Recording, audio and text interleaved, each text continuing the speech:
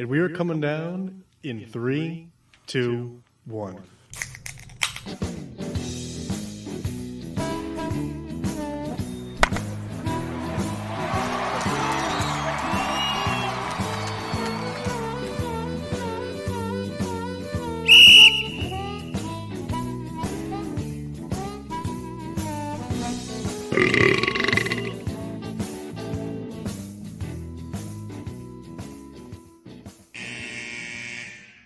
Ladies and gentlemen, not live in PPRN studio, our host Cupcake the Riddler is going to be giving us the start of the show.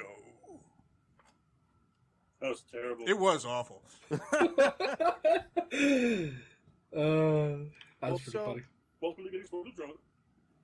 Live from the couch, the chair, I guess Max is in ISO, and Kendall is at the PPRN Radio Network. Yep. Kendall, you suck. I'm your host, Cupcake the Riddler. I'm Mark. She unwatchable. Nope. I'm Couch Potato Souls. I'm the Master's Massey. And I'm the Rat of a Red Baron. You know, it's weird. I can see Mark, but I'm used to seeing a pole.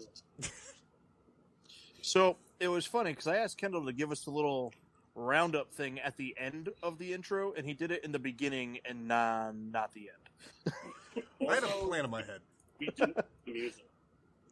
Well, the thing is, I don't even know if you guys are going to hear music. It doesn't matter. It's part of the show. I know, so I got to figure out something during the break.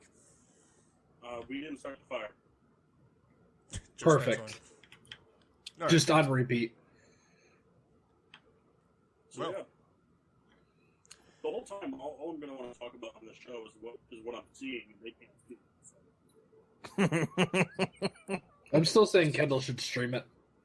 Well, Kendall can't because he's going to be too busy taking 45 breaks so he can go stream himself into a cup. No. Oh, we should do it live on Twitch. Dude, Kyle? Max, you probably have it. I do. I can stream us live on Twitch. Hold on. Yeah. Mike's like, oh. He's gone. Come on, Hold on 1 second. No, I'm coming. Let's see. Do I have OBS? I do. Our dumpster fire. Hey guys, deal with us while we get this sorted and settled. Toast of excellence. Kyle, why don't you go first? Mine is to Todd Gurley for joining the Atlanta Falcons after Mock said he wasn't going to. Yeah, he called you dumb. Well, you know, He did call me dumb. I did not call you dumb. Yes, you did. Did I? Yes. So, dummy. Still you, Kyle. I don't think but- I did. You did. I don't think I called you dumb. Max, you would do it anyway. My toast of excellence is, I guess, to the LA Rams for actually kind of getting their redesign right. They kept the royal blue and yellow, so thank God for that. My toast of excellence is to the... Did you go special for the echo here? I'm sorry? Is it echo? Getting some echo. Oh, it's Rebecca screwing around. I don't Hey, know. you told me to do it. In silence, to the great Seneca Wallace. Brian Hoyer getting another shot in the NFL with another team. Who did you say? My toast. Oh, sorry. Did you say Brian Hoyer? Oh, I did. Mock? My toast is to Denver Nugget Jamal Murray. I don't know if you guys saw this. He was hacked. Oh, yeah. Posted like a blowjob video. It's like, oh yeah, check that out. Whoop, wasn't me. Whoops, sorry. Kyle's looking it up now. All right, xnxx.com. Kyle's looking it up. Oh, he just took a screenshot, and now he's sending it to the group chat saying, which college did this pick go to? Oh, that's pretty funny. Kentucky. Week-long. No. Actually, yeah. No. It is. No. It is Kentucky. Oh, not that. No, not the bonus. No, no bonus on that. Mock is on the clock, by the way. Yeah, I know Mock's on the clock. Oh, I'm not gonna. Kyle, we're doing the show now. You're going to lose that on a point, bro. It's not my problem. Just look it up on your phone. I know, but I didn't ask enough questions, and I'm trying to leave the screens up so I can see everybody. Well, wait. You have multiple pieces of technology. You can Google it from another one. What do you guys? So the problem is I left my iPad at work. What do you guys sip on? Wow. Patron and iced tea. Wait, together? Yes. Really? We're Red Dog. Very mass drink. Oh, did you drink out of one of those stadium plastic cups? Kyle, It's one of the biggest cups I have. The people at home can't see you. I know, the mock can. So what are you drinking? I'm drinking Next Coast IPA from Goose Island, Station, Chicago, Illinois. Kyle, did you buy that beer? Philadelphia. Kyle, did you buy that beer? No. He's All right. who's got a basement full of beer that that everyone bought for him. What? Well, you talk back to me, sir. I didn't bring up the rat thing, but it was implied. From Relic Brewing, Violet Ray. You're gonna hate that beer, I guarantee it. I might. So real quick, I know the listeners can't see it, but the camera on Paul and Kyle looks like the worst intro to Good Mythical Morning. That's pretty funny. I'm definitely more red than If we gave Kyle a pair of glasses, it would be the perfect like Rhett and Link scenario. Because Paul's got like the hair thing going. Let's talk about that. Will it smell? Will it beer? Talk about that. You want to start a new show called like Good Catholic Afternoon? I like that. Salute, gentlemen. Or Paul, what do you got? Oh yeah, let's go fuck yourself, Mark. Jesus. I'm sorry, I thought you already went. I'm drinking the county. Which one? New Haven? No, Litchfield. Blech. I'm drinking this year's actually, the 2019. Oh, you know what? I have another toast to excellence. I wasn't If done. we could. I'm sorry. Jesus Christ. I'm drinking these because actually quite adjacent to me in Kyle's closet, there's 3 boxes full of these, and I can drink as many of them as I want. Eh? The problem isn't going to be the amount of beers that I drink. The problem is going to be trying to convince myself to get out of the couch. Because Kyle and I still have to go to McDonald's after this.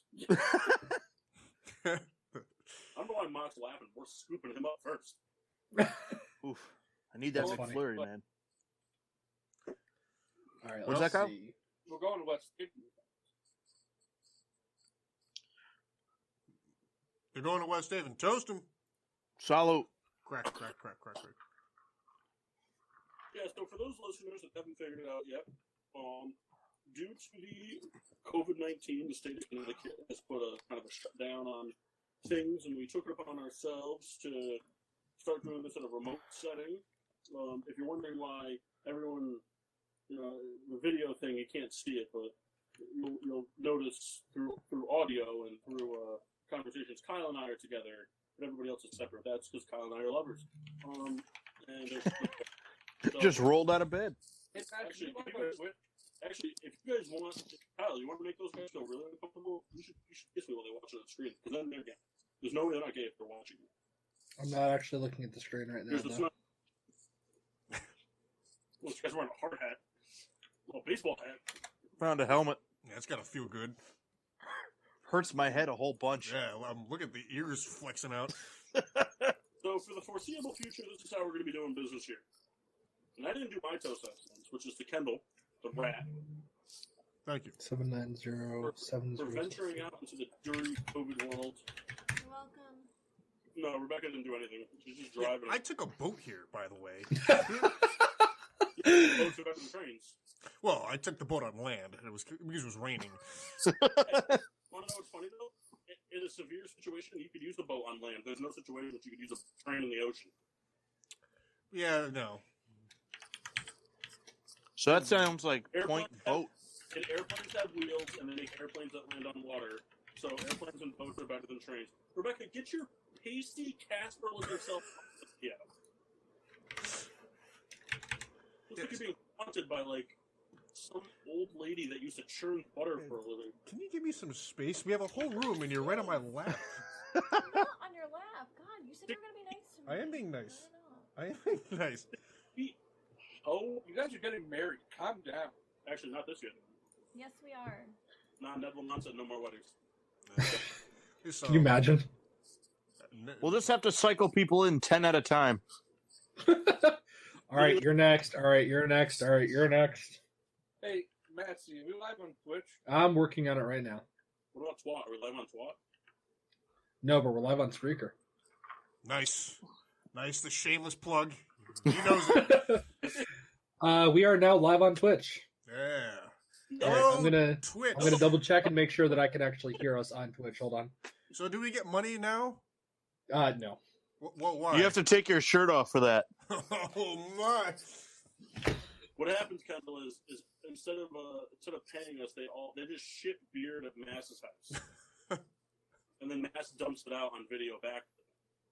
All right, Mass, you're off the show. I didn't realize that was true. Or Ninja. Or both. Devin Ninja? Devin Ninja. I think if you can. All right. I gotta double check on the actual audio source. Wow, what a terrible. Kyle's just taking shots at Devin Functions. We're talking about Twitch beef now.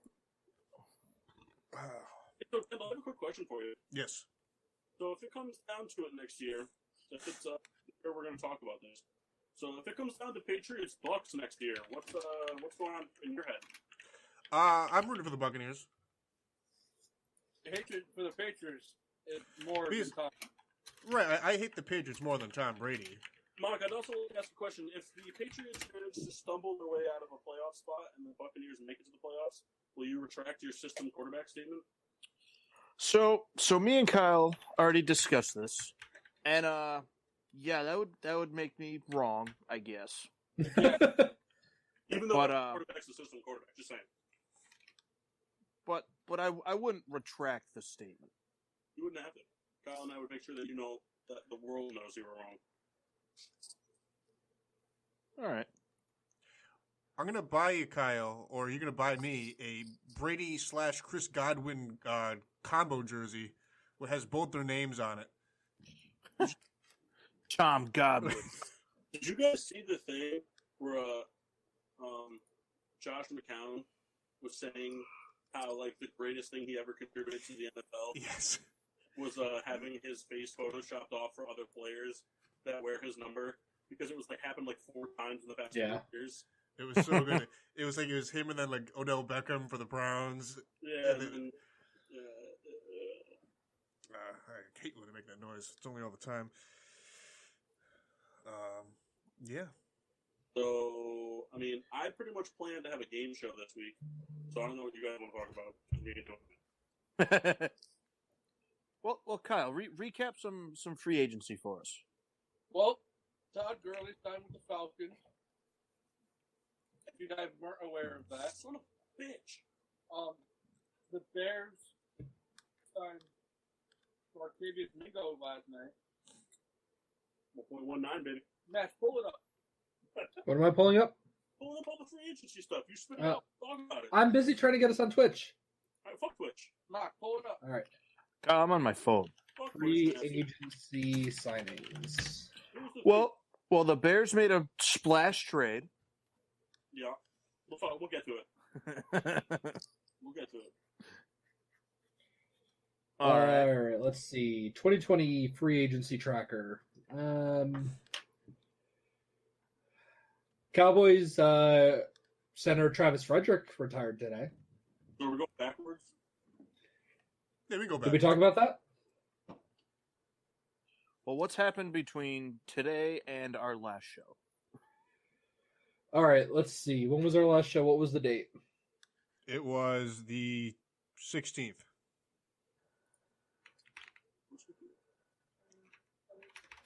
All right. For anyone who may be tuning in for the first time tonight, This is sorry. This is no different than any of our shows when we were together. Except we dress nicer. Let's see. March 16th was the last day. Yes. All right. So since then, the Giants have signed Blake Martinez on a 3-year deal. Yep. Let's see. Nate Sudfeld went to the Eagles. Jordan Phillips signed a 3-year deal with the Cardinals. Tom Brady officially went to the Bucks. Chase Daniels signed a 3-year deal with the Lion. Really? I didn't hear that. Yeah. That's awesome. Let's see. Robert Quinn went to the Bears. The Rams signed Leonard Floyd. Teddy Bridgewater signed with the Panthers. Corey Littleton went to the Raiders. Jordan Howard went to the Dolphins.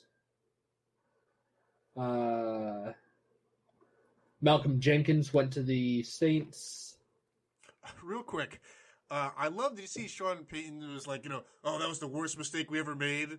Like, that's like the biggest publicity thing you could possibly say. Like, oh yeah, we're so glad that you're back. We never would have let you go. Like, shut up. Drives me nuts. I just hate Sean Payton in general, so there's that. Let's see. So Brian Beluga went to the Chargers. Rivers went to the Colts. Talk about that. Okay. A lot of Colt fans are pissed about that. Why? They just hate Philip Rivers like that.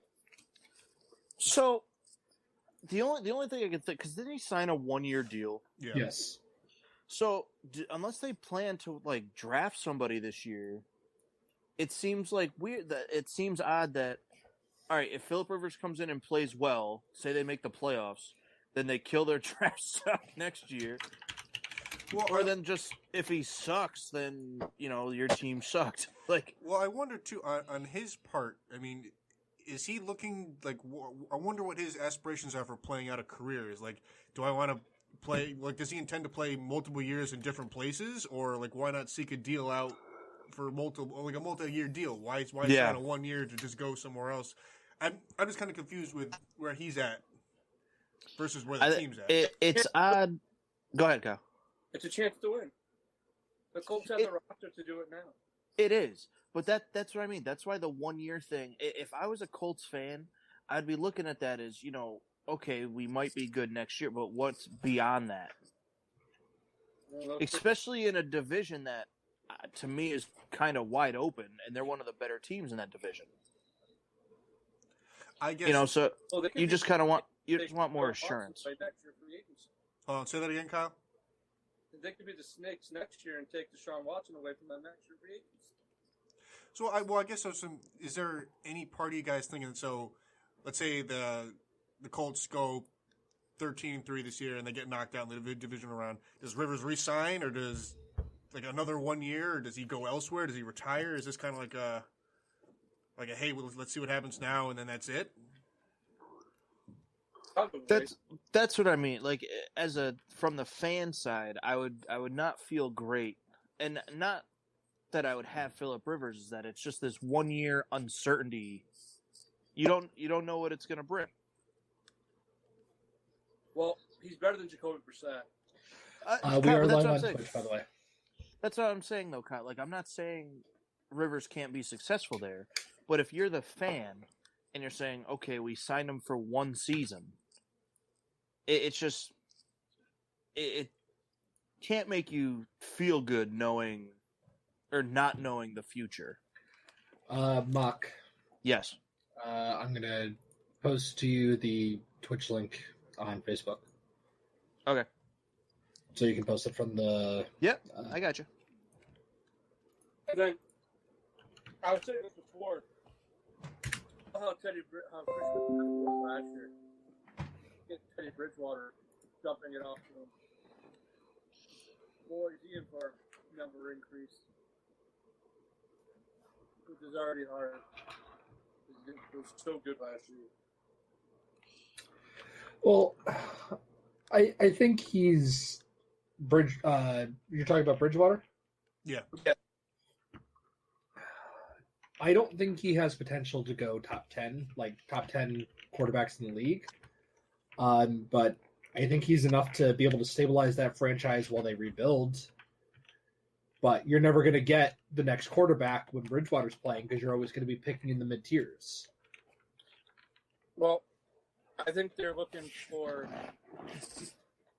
Right now, the Panthers are in a situation where the Saints, the Buccaneers, you can technically say the Falcons, are in a win now mode, and then 3 years down the line, they're trying to get their roster to surpass them. Right. So once their window's closed, now you got the Panthers. So I agree with what you're saying, Kyle, and for that reason, they're going to trade McCaffrey within the next couple of years. I would agree with that. Well, I guess You're going to have to. You're but going to have to. Why wait then? I mean, I think his stock is not going to improve in 6 years. No, that's what I mean. Like within the next 2 years, so it could happen this year. Like if they're gearing up for 3 to 4 years from now, then you have to trade McCaffrey for assets.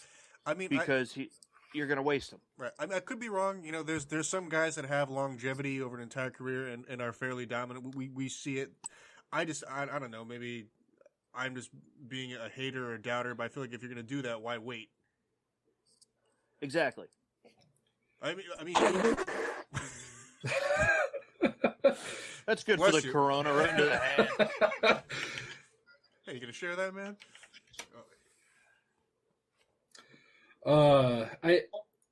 I don't know if it's smart to trade McCaffrey right now. I guess this right now is the best time to do it. But, I mean, you want to get it at a time where it's going to let you gear up at the right time to make that run. You know what I mean? 4 quarterback moves this year.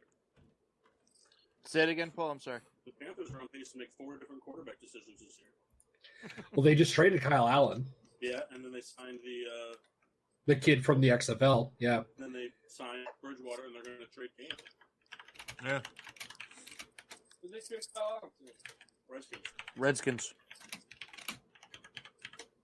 So you just brought up Cam, Paul. What do you guys think happens with him? I think that the Bears cut Trubisky. I'll tell you that. What do you got a typewriter over there? You're mad at that keyboard. My keyboard's just very clacky. Is that the Merriam-Webster definition? Even when we're not in the studio, you make a lot of noise. You know what? There's no way. I'll fight this battle. Kyle, give me my bag of hot fries. So Paul, All right, I'm hold sorry. on. I need my sunflower seeds. So basically, what I was saying was that I think it would be a great thing if we had more masks on the show. I'm going to rub this in my eyes now. Oh God. No, I don't know. What were we talking about? Cam Newton. What do you think happens with Cam Newton? I have no fucking clue. Well, who needs him right now? Jacksonville. Jacksonville is going to go with Minshew. They just got out of the Foles deal. They're not going to jump back into another one of those. Well, Chargers? So you have the Chargers, you have the Broncos. Well, the Chargers already said they're going Tyrod too. Yeah, but that's not a good idea. No, it's really not. Hey, that especially guy- if they're actually trying to do something this year. That guy is a wild card loser. Give the guy some respect.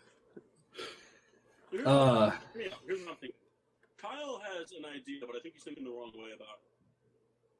I think Kyle's thinking Jameis Steelers. I'm thinking Cam Steelers. Reason for it, Ben doesn't have the mobility that he once had. 2, it allows them to remove Ben from more plays because he's been injury prone. He's saying he's feeling better, but I think that can give him some reps off. And 3, wouldn't be surprised if we see some Ben Cam tight end types of positions. that'd be pretty cool. But that would result in Cam taking more hits. So what's Cam's contract look like? He's a free agent next year. I think he's making $187 million this year. Let's see. Mox, Because I process what I said. what? What'd you say? I'm sorry. Nothing. You guys. Hold on. Oh, they muted themselves. But Why did they mute themselves? I don't know. But I mean, for me, like Cam, you got to figure there's Denver, there's LA, He's making $18 million this year, just to answer your question. and that's why I don't think a team that's going to put him in a backup type role would pay that for a backup. Let's see. So the Bengals aren't going to do it because they're going to get fucking what's his face from LSU. Yeah. Joe Burrow. Joe Burrow. Thank you. Cardinals aren't going to do it. They got Murray. Falcons aren't going to do it. Colts aren't going to do it because they got Rivers. Let's do it. Also, why couldn't the Colts be on board for another quarterback option, even if it wasn't Jameis or Cam Newton? Because he's making $18 million this year. The Colts have tons of money, and they only signed Rivers to a one-year deal, which means that they're either expecting to win a championship with him and move on, or he's retiring. I mean, Cam's only on a one-year deal too, though. yeah, but you can re-sign Cam. You can bring Cam in. Phillip Rivers is your starter. If he starts choking, you bring Cam in. Think about it. Cam, you still want to be reassured that Cam is healthy. That is something that you have more time to work with if you have an actual starting quarterback that can take the field when Cam's not available. You can rework to a new deal with Cam. Even if he goes on the team, he's not going to get the same contract he got. He's way past his MVP days. It gives him a mobility option. And Phillip Rivers, I mean, even Tom Brady got a 2-year deal, and he's older than Phillip Rivers. The only teams that I can see even taking a shot on Cam are the Patriots, the Eagles, depending on what their salary is, like the Packers. The Vikings the Raiders just signed Mariota, so they're not in the sweepstakes for him. Maybe the Broncos. That's my spot. But they're committed to Locke, and it sounds like they're planning to start him. Well, I don't see many spots for Cam. I really don't. I'm just saying, I'm not predicting that he goes there, but I don't think seeing Jameis or Cam ending up in Indianapolis is really that far fetched. I would think Jameis more than Cam, but I see what you're saying for the Colts. So go ahead, Paul. I personally, I mean, it could happen. I don't see Cam going to the Patriots. I don't either. No, I don't either. They have too much money. They're already shedding people left and right to try and make up for it. It's not even a money thing. I just don't think Cam's an option. But And it wouldn't be a fit, I think, with him and Belichick. No, probably not. He's already got a plan in place, I'm sure. We're going to do something. Stidham, QB1. well, they're going to do the same thing the Warriors are doing. They're going to suck on next year, and then they're going to fucking get Trevor Lawrence. Yeah, could see that happening. Which would piss so many people off. Well, especially when they do what's going to be really great is when they get Trevor Lawrence, they're going to sign Julio Jones, and then what they're going to do is they're going to do an NFL realignment where it's actually going to move the Redskins to the AFC East and the Patriots to the NFC East. Could you imagine they just hey, we have to do a quick swap. It's what the people want. It makes sense for business. Washington, you're out. New England, you're in. Toast of excellence to the city of LA. Apparently the mayor just said that restaurants can now deliver alcohol with people's delivery with their food. Yeah, That's pretty awesome. for like 2 weeks, bud. What? Yeah, they're doing that here in CT. You can get a bottle of wine. Can you really? Yeah. Very nice. I haven't taken advantage because I have 70 bottles of wine back in the house. I actually had the Pinot Noir the other day, and it was just regular. I mean, if the Falcons is an option too. So real quick, Is it though? What? Is it though? Yeah, because Matt Ryan been pretty much ass cheeks for the last 3 years. Atlanta Falcons salary cap. Yeah. Ding dong! I'm not talking about the salary cap, bro. Touch them all, Yelich. Touch them all. there you go. Well, you should be because right now the Falcons currently have $2 million in cap space available. Yeah. Cam is getting paid $18 million this year. Quick plug for a thing we're not getting paid for. Didn't know this, but in the show this year, if you rode to the show, you can pretty much pick the team that drafts you. That's pretty cool. It just asked you, hey, who's your favorite team? And I was like, oh, the White Sox. And it was like, White Sox. I was like, that's cool. Your wish is my command. Athletics. It's like the Panthers decide to cut Cam. You can go for like $2 million on a 1-year deal. Right, but right now they're trying to trade him. So if they cut him, I think any team becomes an option. Well, Yeah, but here's the thing too. Like, even if the trade thing, though, you have to think about it. Every day that goes by, what they're going to get for him is going to diminish. Oh yeah, If absolutely. the team's only going to have to give up a sixth for Cam. 18 million is probably going to be worth it for. It makes it more worth it for a lot of teams, like the Colts. The Colts have shit tons of money. right, and the trade was per wish of Cam. The Panthers seemed content to just do whatever with him. Whatever It happens. came happens. out that the Panthers are forcing him to take the trade. I didn't hear that. And then Greg Olson came out and basically said, yeah, they did the same thing to me. Oh, well. Sorry, Cam. Yeah. Carolina's a bunch of piece of shit. They're trying to redo. They have a new owner. They have a new coach.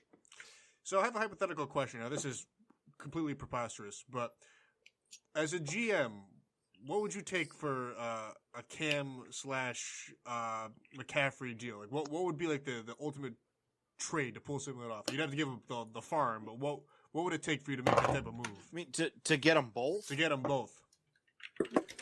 Man, I wouldn't take less than 2 firsts for McCaffrey right now. I mean, it's like Khalil Mack was worth more than 2 firsts. I mean, it's like an almost impossible scenario, but I was just Right, curious. but Khalil Mack is a productive position that doesn't break down nearly as fast as running backs, especially one that gets hit as much as McCaffrey does. All right, this is how we solve this problem.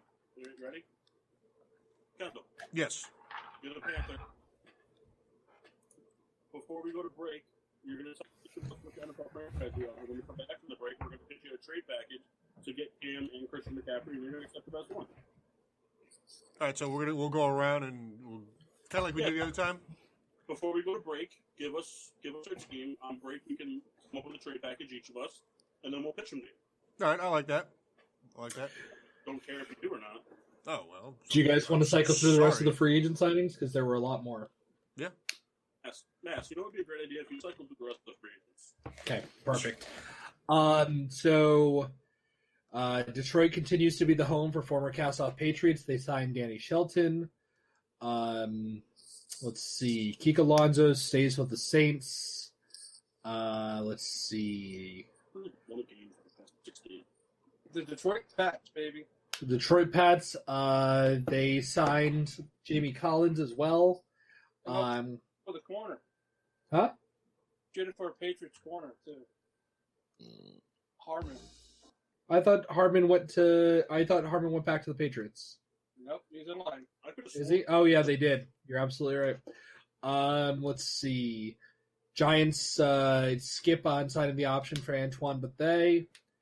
Are we sure Harmon Killebrew isn't a baseball player? No. Panthers cut Eric Reed. Ed Reed, Jesus Christ, can you imagine? I can. Bears traded for Nick Foles. Let's see. Dante Fowler Jr. signs a 3-year, $48 million deal with the Falcons, which I think is a little bit of an overpay, but Rams agreed to terms with Leonard Floyd, which did not enjoy. Let's see. Raiders signed Eli Apple. How he continues to be employed is beyond me. Chris, what? Played pretty well last year. He played all right. Apple did play all right. He was playing pretty well until he got hurt. He played all right. Chris Harris Jr. joins the Chargers for, let's see, does it say how many years? No, it doesn't. He just signed with them. Makes no sense. Yeah. Let's see. Seahawks brought back Bruce Irvin. Kyle, you got to talk a little louder. Cowboys. Carl Joseph went to the Browns. Desmond Trufant signed with the Lions.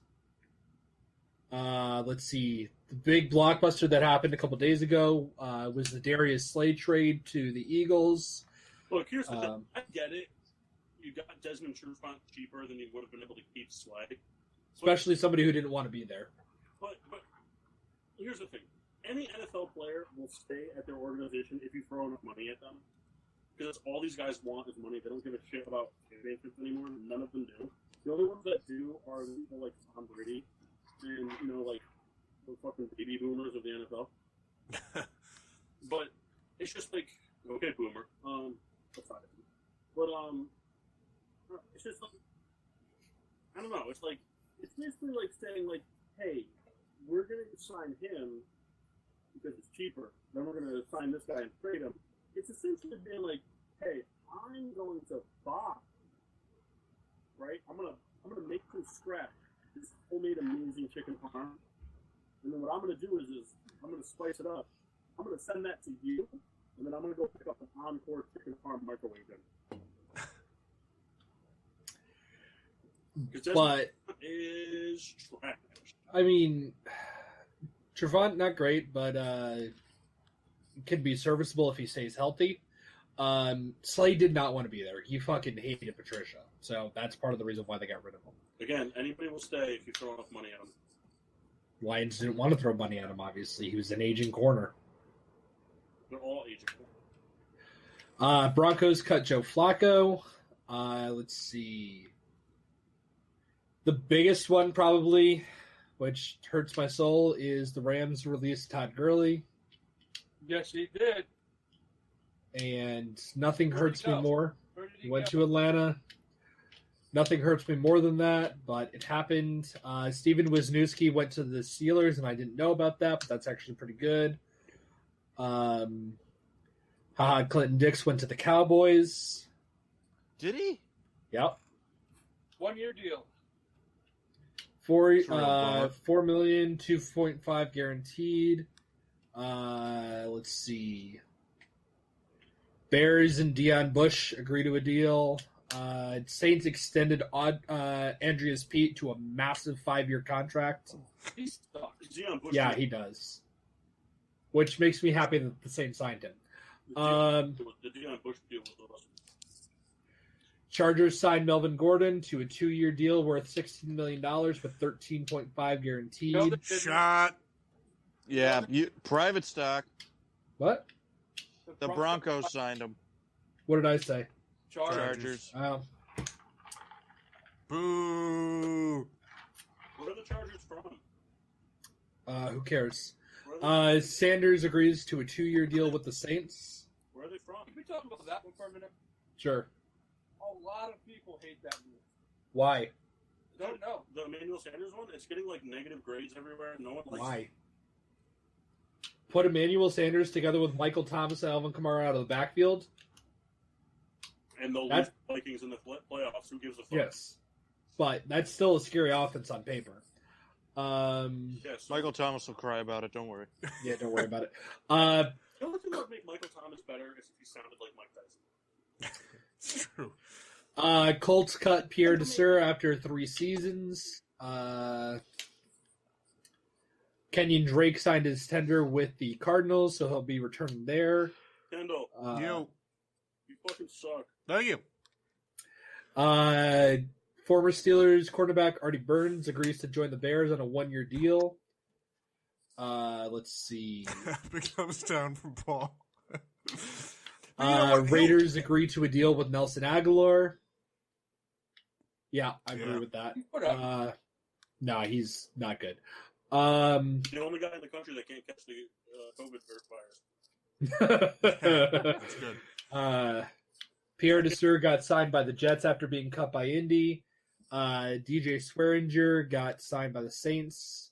Hoyer got picked up by the Patriots again. And Randy Gregory recently filed for reinstatement. And then today... That's an awesome headline, man. That wasn't even on my radar that was going on. Bears agreed to a 1-year deal with Barkevius Mingo. The Panthers agreed All to a 1-year deal with the star quarterback for the XFL, PJ Walker. Corey Coleman signed a 1-year deal to go back to the Giants. Big fan of that. Yep.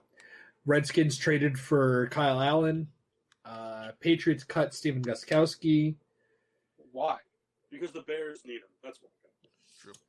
Gostkowski's been kind of shaky the last couple of years. Whatever, it's still better than Eddie Pinheiro. Oh no, I'm saying someone is definitely going to scoop him up. Yeah, Eddie Pinheiro looks like one of those like 18-year-old Hispanic porn stars that has sex. Jimmy Smith re-signed with the Ravens on a 1-year deal. Damn. Seahawks traded for Quentin Dunbar. Travis Frederick announced his retirement. And the most important news of the entire free agency, Giants signed Deion Lewis to a 1-year deal. Can't help but notice you left out Colt McCoy. Yes, I did. Yeah, and Eric Ebron. Ebron wasn't on my radar. You're absolutely right. I tell you that, me and Kyle were talking about this yesterday. That, I think, is a big signing for Pittsburgh. Yeah, I would agree. I think that's going to be a huge target for whoever's playing quarterback for the Steelers next year. Hey, Kendall. You. Quick question. Did you just listen to our podcast? I don't think so. I just want to know why she posted a photo on Instagram that says, dropping out of Southern Connecticut State University to go to Monsters University wearing a University of Rhode Island hat. You know why? Because no matter what, how unfunny she is, she'll get 9,000 likes on that post. And I will give absolute gold, and I will get 14 likes, and someone to ask me to drop dead. Everybody, What? let's go around. What team do you think? Do you think are making the right stride? What teams are you trying to figure out where they're going? As far as their moves in free agency? For example, like the Chargers. Are they trying to rebuild or are they trying to stay competitive? All right. I follow. It's like, in my opinion, let's go with Rivers and let's go with Gordon. But they're running everything different in Chris Harris. Are they trying to stay competitive or are they rebuilding? Well, I think they're going to try and stay competitive. I think the Phillip Rivers thing, similar to what we saw with like Eli Manning, like it just ran its course. They were ready, both sides seemed ready to move on. It is what it is. Melvin Gordon, I think the way everything went last season, before the season started, I think left a bad taste. That, he held out, then he came back and wasn't productive for a while. He figured it out towards the end, but the same thing. Eckler was playing well. So why re-sign him? The confusing thing is like, hey, we're going to roll Tyrod Taylor out there and just let him take the – I mean, I think they got to bring somebody in to compete or something. But I think they're going to try and stay as competitive as they can. Because to me, last year they were a team that just got killed by injuries, and then that was it. I mean, 2 or 3 offensive linemen that are pretty good, too. Yeah, I tend to agree. Yeah, they signed Beluga. Yeah, I think the Chargers are attempting to stay competitive. I think could you win with Tyrod Taylor? Perhaps. I don't know if that's the answer. I think it's a guy who could win 10 games if everything goes his way. But I don't know if he's the guy to be under center in Super Bowl 55. I don't know. I think they need to cut the running back too to Eckler. say it again, Kyle. I don't think Eckler could take all the carries. No. Well, I mean, we saw him do it last year early. But that was for 4 games. Like, can he do it for 16? When did Gordon came back? Week 5? Yeah. Around there. Week 5, week 6, something like that. Well, that's true. So we think that the Chargers overall are probably trying to stay competitive. The Bengals haven't made any kind of moves in free agency lately. I think they're just kind of looking to actually build. Well, they signed TJ Reader. Send on the bouquet. Kyle, do you think they try and trade AJ Green? No, they just signed him. They signed two Tag. Did they? I know they tagged him. Oh, they tagged him. Okay, sorry, my mistake. but the Bengals also signed 2 corners too, Trey Waynes and Mackenzie Alexander. No, I don't think that they trade. I don't think that they trade AJ Green because I believe Joe Burrow said that he would prefer to keep him around, and they're just like, okay, whatever makes you happy, kid. I could see Green. Sorry, Kyle. I could see Green being like a draft day deal. I don't know. I'd be shocked, but Dalton to the Chargers would be pretty good. I would dig that deal. I think Dalton ends up in New England. I wouldn't hate that either, but is he a free agent right now, or does he have to be traded? I think he has to be traded. I mean, not that this means anything, but I think them signing Hoyer means that Dalton isn't going, just because that's such a left field move. It's just like, hey, you're familiar Why? with He's this back for the third time. But that's what I mean. It's like, hey, we're bringing you back just for the sake of bringing you back because you know the system and you know the players. That I feel like the Patriots are ready to just kind of just deal with what they got, and they're going to just play for the following year. I guess not that they're not in contention. I just mean like they're not looking to make a monster move. I think they would have made it already. The other side, and to kind of counter what you're saying, is you could bring in Dalton, and now you have like almost like a three-way competition. You have a young kid that's raw. You have Hoyer, who knows the system, and you have Dalton, who's an NFL starting quarterback who's been doing it for a long time. So now you kind of have three different options competing for and you just kind of open it up. Whoever doesn't make the cut, you cut them.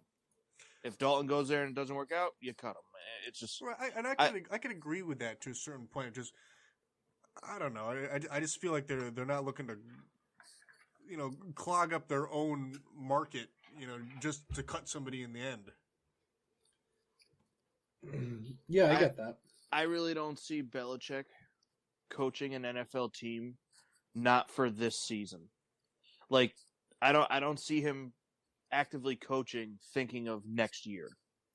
Well, to play devil's advocate, I know what you're saying, but I think he's always playing for the following year. He's always the guy's like a chess master of football. He's But that's what I mean, and especially because of how he is, I don't think, especially with Brady leaving, that first season he's going to want this team going 5-11. Well, that's the way it looks right now because they lost a lot of people. No, I know, and that's what I mean. Like, I think you're going to see them try to stay competitive, and to me, Hoyer and this Stidham guy, I don't think is going to get it done. I think they're going to still bring in somebody, and even if it's like a Flacco or like we said, like it's going to be a veteran guy that can still somewhat play. I think Dalton's the better option, but that can still help that team win games. Yeah. Well, we will definitely see in the next coming weeks what will happen. Did you guys want to take a break, or do you want to keep rolling? We can take a break and then come back. I have a couple things that we can talk about on the other side of the break. All right. I have your teams for the scenario, the Cam and McCaffrey, and it's sort of a cop-out move, but I think all our own teams are in an interesting position. So you're going to be your own GM. So Mock of the Giants, Massey the Rams. Real quick. I just saw this and I want to forget. I'm sorry. If the Saints make the Super Bowl during Emmanuel Sanders' contract, they'll be the first player in NFL history to play on 4 different Super Bowl teams. Yeah, Matt, I can count. Five time? 5. All right, go ahead. Sorry. So Mock will act as the general manager for the Giants. Massey will be the Rams. Paul will be the Bears, and Kyle will be the Steelers. That's not fair. I don't know. Do I have to make an offer? Well, I just figured all these teams I'm are being funny. So, you guys could talk amongst yourselves during the break. I don't know I'm not sure how it's going to work if you guys are going to be talking over the music for Spreaker. I don't know how it's going to work. I'm going to be kind of blaring it, but whatever. If you guys want to stay in contact. So I don't know. We cut out the music on the Podbean end, but for the Spreaker listeners, I don't know what's going to happen. It might sound like garbage. So We'll just play an instrumental. yeah, so you guys, do what you want. Figure come back in 4 minutes. Sure. All right. See you in 15. All right, we'll see you guys on the other side of the break. Nope. And now, back to Getting Sports with Drunk on the PPRN Radio Network.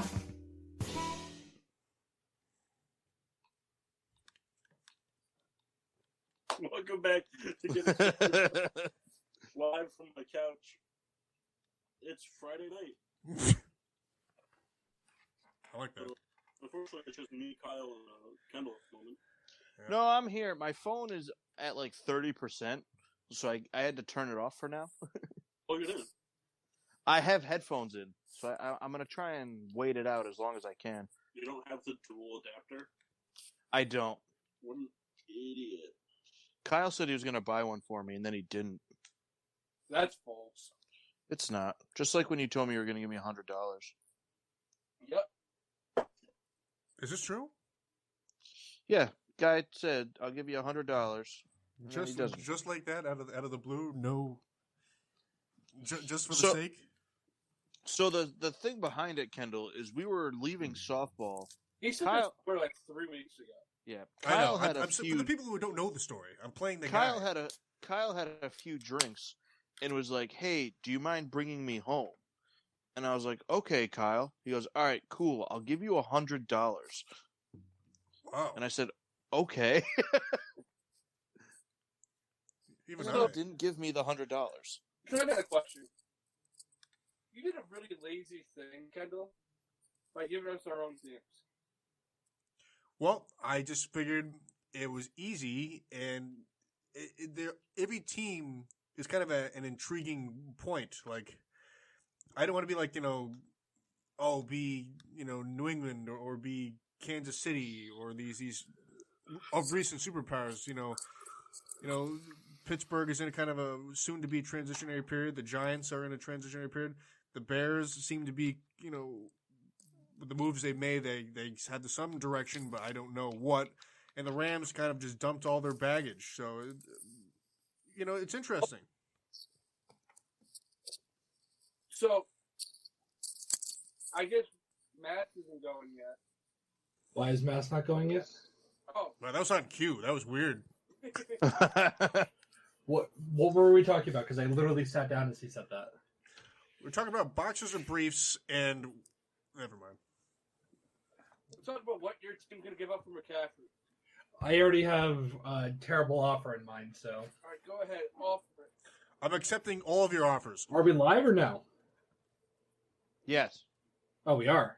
All right, hold on. Let me put us back on Twitch. How many first-round picks in the next 7 years?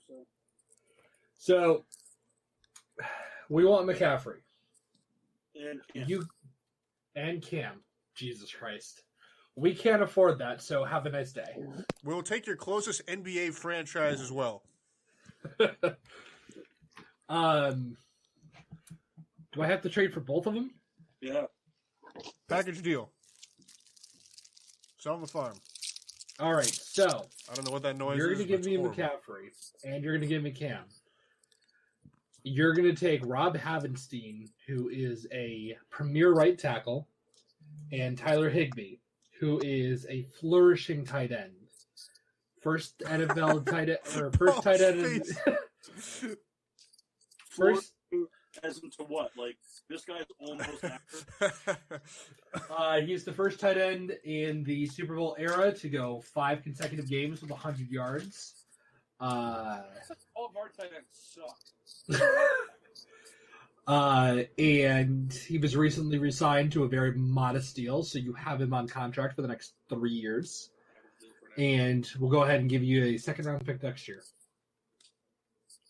You are dumping a lot of Cam salary on us, so that teeters the balance a little bit. And also getting the best running back ever. Go ahead, Kyle. I'll give you a deal. So Oh, he's setting up for this one. They're giving me, McCaffrey here. Oh, So God, here we go.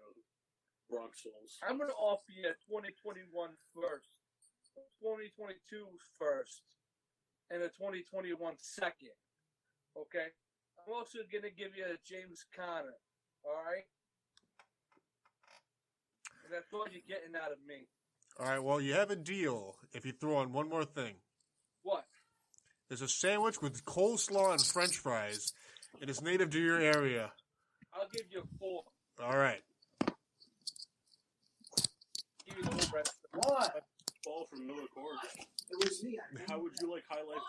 I didn't mean to. I hit it. I just moved my arm. Oh man, I'm sorry. I was just listening to the drama go down. Yeah.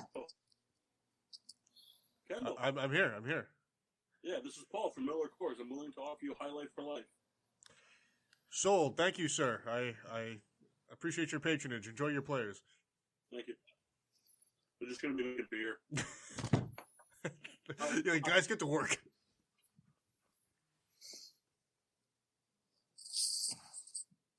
It's very funny to watch. Mark, All right. So, Matt, turn on your camera.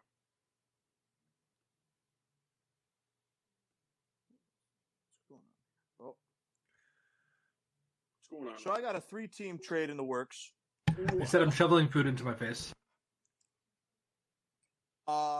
So this is going to involve the Giants and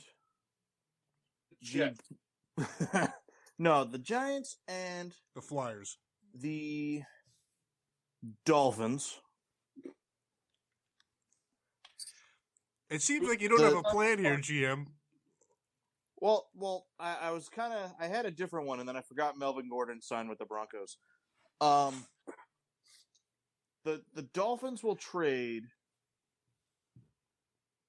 to the Giants their first-round pick.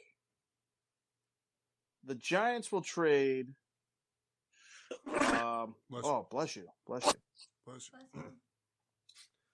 The Giants will trade Dexter Lawrence and a second-round pick, and hold on, and An old muffler. So the Dolphins would be receiving Cam and McCaffrey.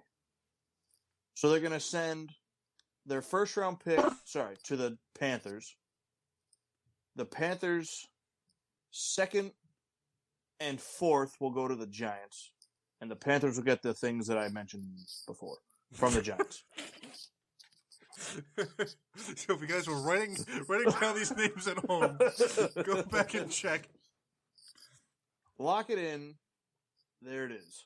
Well, I'll let you know that all your deals are basically awful, with the exception of the beer one. Well, actually, Kyle offered a lot of capital there, so it's hard. Kendall, to what would your ideal trade be? Oh, I wouldn't.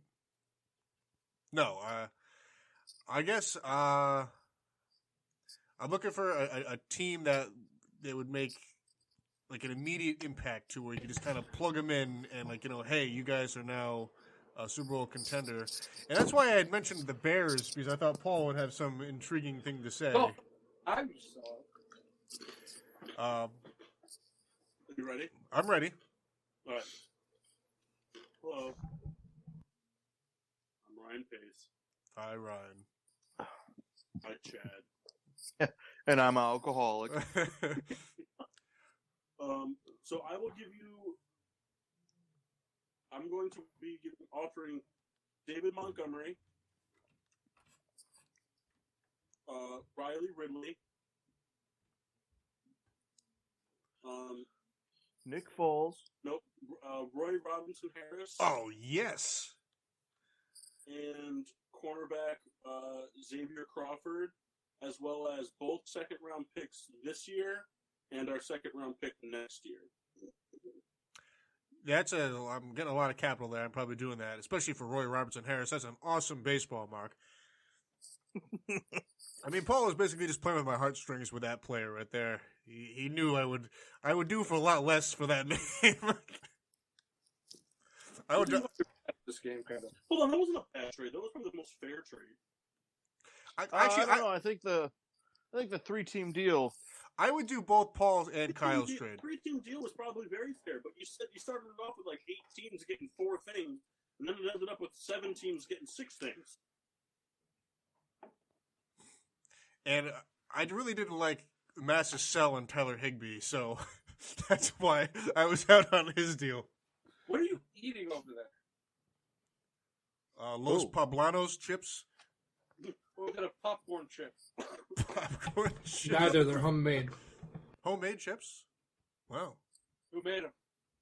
Home. I just want you to know that by no means just taking Tostitos and microwaving them for 40 seconds make them homemade Tostitos. That's how you make homemade nachos if you just got some shredded cheese. Yeah, real bummer nachos. Those are the worst. I've eaten so many of those in my heyday. Oh, I still do it, but Nothing better than putting a tortilla down and put some cheese on it, rolling that up and sticking that in the microwave. you know, it was funny. One of the last times I did it was, I think it was after softball, maybe it was after a show. And I was trying to get everyone to go to the diner, and we ended up not going. So then I remember I made the ghetto nachos and sent a photo to Paul, and I was like, "This is your fault." You guys can't see it. Well, I just wanted someone to notice. That's all I cared about. so in the panels, Paul looked like a villain from Mulan. Oh, you didn't hear what Kendall did for tacos today. The poor man's grilled cheese is my favorite thing Kendall makes. He takes 2 pieces of bread, he toasts them, and then puts a piece of cheese between the toast. And then eats. Well, I've been there. And if you're feeling frisky, you can put some mayonnaise on there. Kyle's face. Hey, Kendall. Yes. Ben, can you tell Paul what you did for your tacos tonight? Yeah, so it was taco night, being Taco Monday, as everybody knows. I'm sorry? Did you have tacos or tacos? It was tacos. It was tacos. Tacos on fresh made corn tortillas? No, these were hard shell. Oh, hard shell tortillas. Hard shell, yeah. Now, I erred big time going to the grocery store. I didn't get some taco seasoning. So we rolled the dice and gambled and put some French onion dip powder in there. And it was I'm sorry, what? It was a snake eyes on the roll. So I tried to make my own. So I also added in like some garlic powder and salt and pepper and some like all-purpose seasoning, and it didn't make it better. Sorry, I got one better for you. All right, Master, can you eat a louder snack? I have a better. I mean, come on. So we had tacos the other night. And Teresa was willing to make me some tacos for lunch the next day. Mm-hmm. And I told her to grab we have like powdered like taco seasoning in the cabinet. Yeah. And your old El Paso. Apparently dry taco seasoning in her eyes is spelt cinnamon. Oh my God. Yeah. How do you... Let me tell you something. Melted cheese and cinnamon. How do you whiff that hard? It's like not even close. I think that was the closest I've come to dying since the string cheese incident. Like, wow, this smells like really sweet. God, it's sweet ground beef. It's like, how do you even like sell that as being good? Like, hey, you want something hearty and sweet? Well, yeah, you just call it sausage. So this is the dessert deconstructed sausage. So I got home today, right? And I had this grand plan that I was going to make stuffed peppers. So I was kind of craving them. First about the stuff. Oh yeah. So I come home, I start putting them together, get them going. Now they take a little while. Get them out of the oven. Marissa takes one, puts it on her plate, drops it right on the ground. Oh. Breaks my heart. Talk about wind out of sails. Did the dogs eat it? No. But this happened after I got home from the store, and I dropped a jar of sauce in the road, and I was super bummed about that. Oh man, you guys are the Mock household is batting 1,000 on food. I had what I call a Kendall outburst, where it's like kind of muffled, but you're super mad. That's me every day. You ever had, like, what are those like Kendall at work outbursts? When it's just, you dirty motherfucker. So I call them the Kimberly outbursts are my mom, the outbursts my mom used to have, and I've been waiting for one in adulthood. I haven't had one quite yet, but like just like my mother, like I can have a lot of things happen to me before I kind of go over the edge. Yeah, but it's always something really small that puts you over the edge. Yeah, I'll forget it. The last time that my mom had one of those but she was having a really bad day with work. I was pissing her off. My sister was pissing her off. She was having a really bad day, and she pulled a bag of groceries out of the car, and the bottom fell out, and all that fell out was a thing of eggs, a pack of eggs, and they all broke in the driveway. My mom then put the grocery back in the van, got in the van, floored it out of the driveway with the hatch open, and then hit the brakes so all the groceries went out, and then she ran them over several times. then she pulled back the driveway, closed the hatch, went inside, and I don't know, 48 hours what I was thinking. God bless your mother. I'd love to be a part of something like that. Today, Kendall. But you have a microphone. Well, it's not on. Well, you could ask. Today, Kendall threw a mouse across the living room because it wasn't working. He got so mad. A computer mouse, not a live mouse. I was hoping it was going to be a live mouse. Like, I could just picture Kendall sitting on the couch like, here's the deal. You agreed that you were going to be giving us $50 a week towards groceries, but all you're doing is fucking sitting here on your unemployed rat ass, not doing a single thing, you fucking dumb mouse. And then he threw it across the room. Yeah. No, he was sitting at the kitchen table, actually.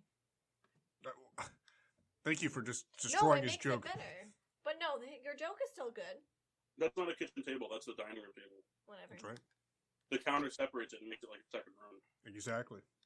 Once you learn architecture, you Swine. yeah. Hey, you're home all day. Watch HGTV like a normal adult. We don't get that channel. Well, there's YouTube. You can't watch HGTV when there's just so much Seth Rollins to be having your fingers inside you too. That's right. Oh my God. No, I've been making him watch Total Bellas. Can't say that on Twitch. You can say anything on Twitch. No. Wait, did we make money yet? It's been like 2 hours. Alright, so what do you guys want to talk about? This has pretty much been 15 minutes of just us rambling about our personal lives. Well, it's the best, Yeah, Master did a couple things. Hey, since I'm assuming next week we're going to be doing this too, Kyle and I are going to make all 5 of us in NBA 2K, and we're going to stipulate our careers while we do the job. Yeah, Kyle will just trade me because he's a rat. No, we have no Fuck. control over that. You get drafted where you get drafted. We control like a team. We just like select like the Bulls, and then we just follow them We're going to regardless. start off on the Buffalo Turtles. That's one of my favorite things that we do is when we make an NBA is the best platform to do it because the season goes fast enough. I don't even make them fast enough. They're already made. Not Massey and mine. Yes, they are. When? They're part of the Buffalo Turtles. Who did you replace to be the Buffalo Turtles? What? Nobody made an expansion team. Oh, so you just added the team? It served. Yeah, let me tell you something. I play power forward, and sometimes I got to sub in with Mass, and it gets pretty difficult. We gave Mass a 5-inch vertical. Wow. Yeah, we made his character 6'8", and he can't dunk. Can graze the net.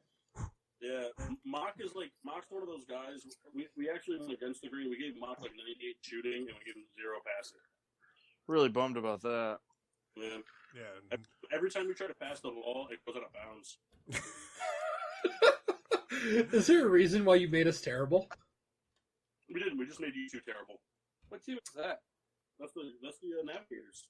Yeah, R.I.P. Is there a reason why you made the two of us specifically terrible?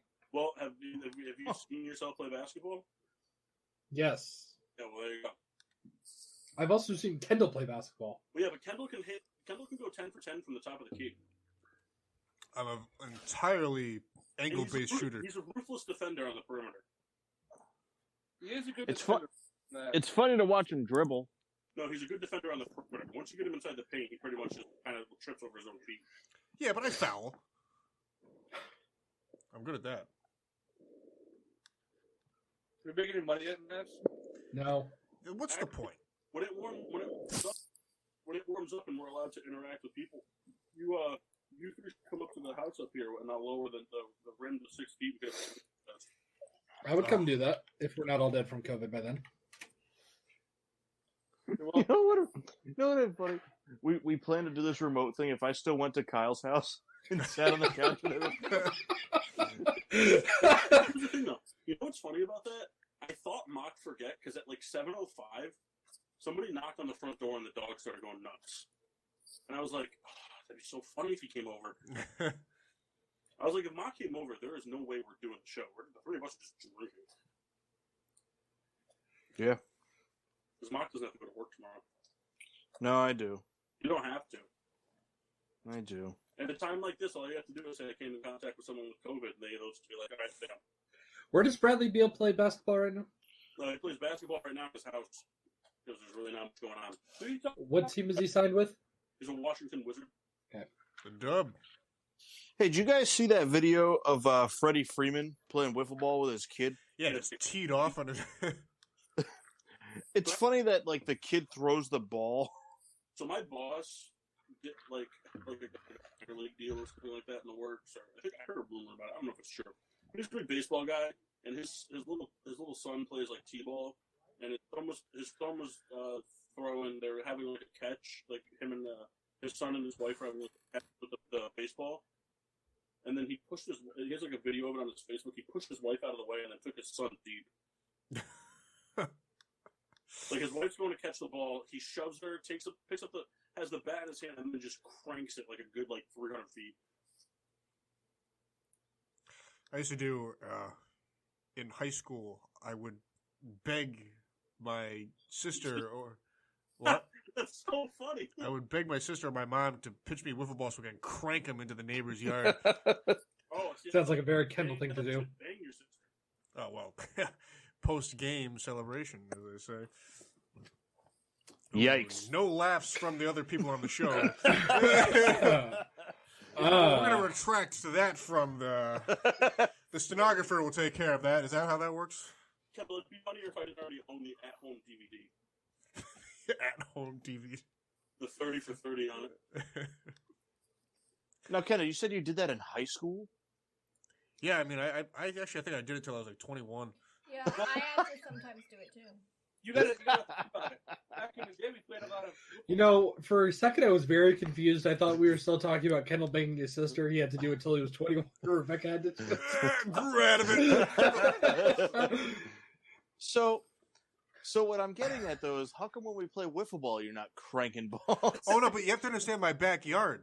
I'm higher than the other. So basically, while it's in the air, it can travel. So, I mean, actually, I was actually swinging very well then. You know, if you ever stood in my backyard, you hit towards an additional ranch, but it's got an addition towards the back of the house, so it's kind of like a T. I actually hit it to the T of the house many times, but I never got into the neighbor's pool, which was the real goal. So, but I was hitting probably 170 feet wiffle. Yeah, when's the bocce movie going to be done? I'm almost there. No, you're not. I am. I'm very close. You worked on. I work on it like every 6.5 months. I open it up. I read the same 89 pages I have written, and I add a little bit to it. Yeah, good luck trying to schedule time for all of us to film it. Well, I know. We're on quarantine. We can do it now. I can't schedule time for people to come hang out with me. I got all this bad beer trying to pawn off on people. Hey, listen. What? Said you had something. So, I wanted to tag back into the NFL thing if we could. Okay. So, Kyle kind of touched on this before we went to break.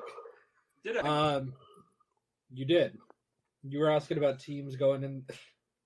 Was it his own balls?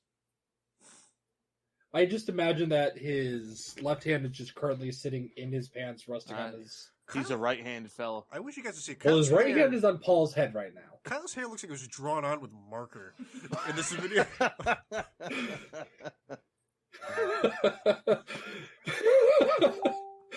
Paul doing his best not to laugh right now. All right, we don't need that. So, kind of wanted to touch on the essentially winners and losers of free agency because we haven't done that yet. We went over free agency last show. We didn't touch on it. We went over free agencies on this show in the first hour. We still haven't touched on it. So, we get grades too. Well, Kyle sure, why not? Kyle sort of pitched on the last hour. We're talking about the direction of where teams were going. Right, that's what I just said, Kendall. Oh, Pay well, attention. thanks. I'm just affirming you.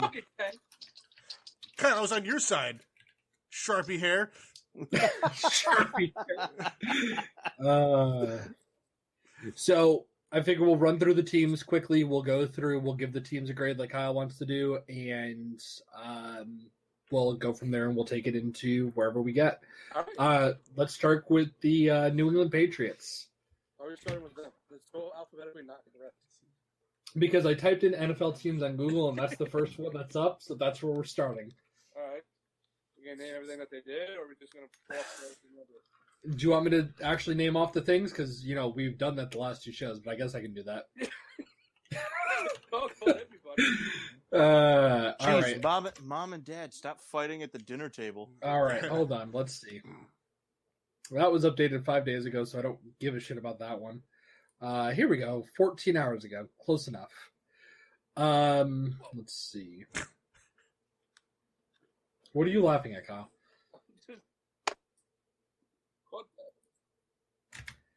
Matt, talk. Yeah, let's go. I am trying to look this up real quick. Hold on. All right, let's start with the Arizona Cardinals then, I guess. So Arizona has traded for DeAndre Hopkins, gave away David Johnson's terrible contract, which today, might I add, just guaranteed $2.1 million next year. Aside from that, they haven't made a whole lot of different moves. They signed Jordan Phillips. David Johnson's contract's not terrible. It's not great. David Johnson got that contract coming off of a career year and had injuries. You can't blame. You could say the same thing about the Todd Gurley contract. No, because it came out that they knew about the camp knew about the knees before the contract. No. Todd Gurley's camp knew about it. The Rams didn't. Everybody knew about it. He tore his knee in college. And here's the thing too. Yeah, but he had a kill year. Here's the thing too. Nobody blames the Rams for giving Gurley that money. He deserved the money. Yes, he did. Absolutely, So he did. it's not a terrible contract. I mean, it's two different. Like if James Conner got fucking that contract this offseason, I'd be like, wow, they're stupid. I think we're saying it's bad because at the time, yes, it was a good contract, but then it proved to end up being bad. Right. Whereas he became injury riddled, and now it's not a good contract. At the time, it wasn't bad. You're absolutely right. He was coming off a career year. He was. I don't know. I hate that lingo because then it's just like every contract should be worked in then where it's just like, hey, if you get injured, we don't have to pay you as much. That's kind of what happens in the NFL. That guys don't live up to contracts and they cut them or they dump them. Yep. Yeah, but generally that's how it works out. They'll get their guaranteed money. Mm-hmm. If there were a contract clause in it that said, hey, you're going to make $18 million a year, but if you get hurt, we're going to drop it down to $7 million, then you'd see less contracts being dumped. Yes. But it's never going to happen because the players don't care. They care about the upfront and how much you're going to give. You wouldn't see players sign that. So it's time that the NFL realizes that the players don't run the league. I think we realized that with the new CBA signing. Owners fucking just no, destroy them.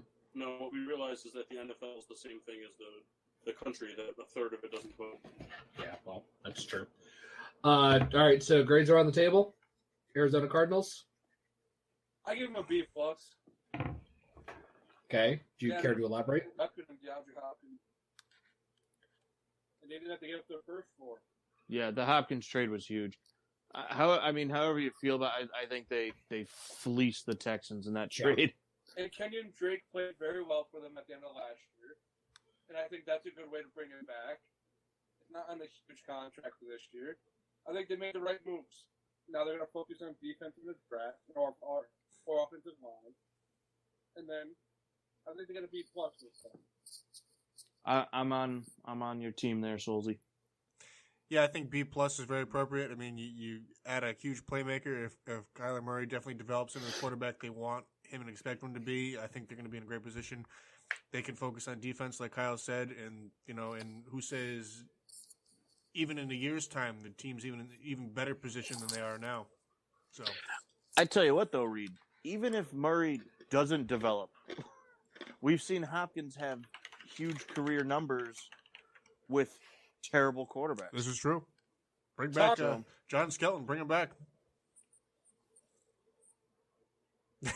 Thumbs down from Souls.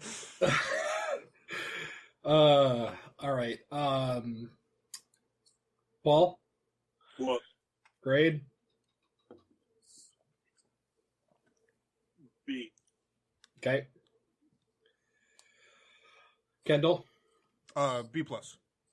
Mock. B plus. All right. Moving on to the Atlanta Falcons.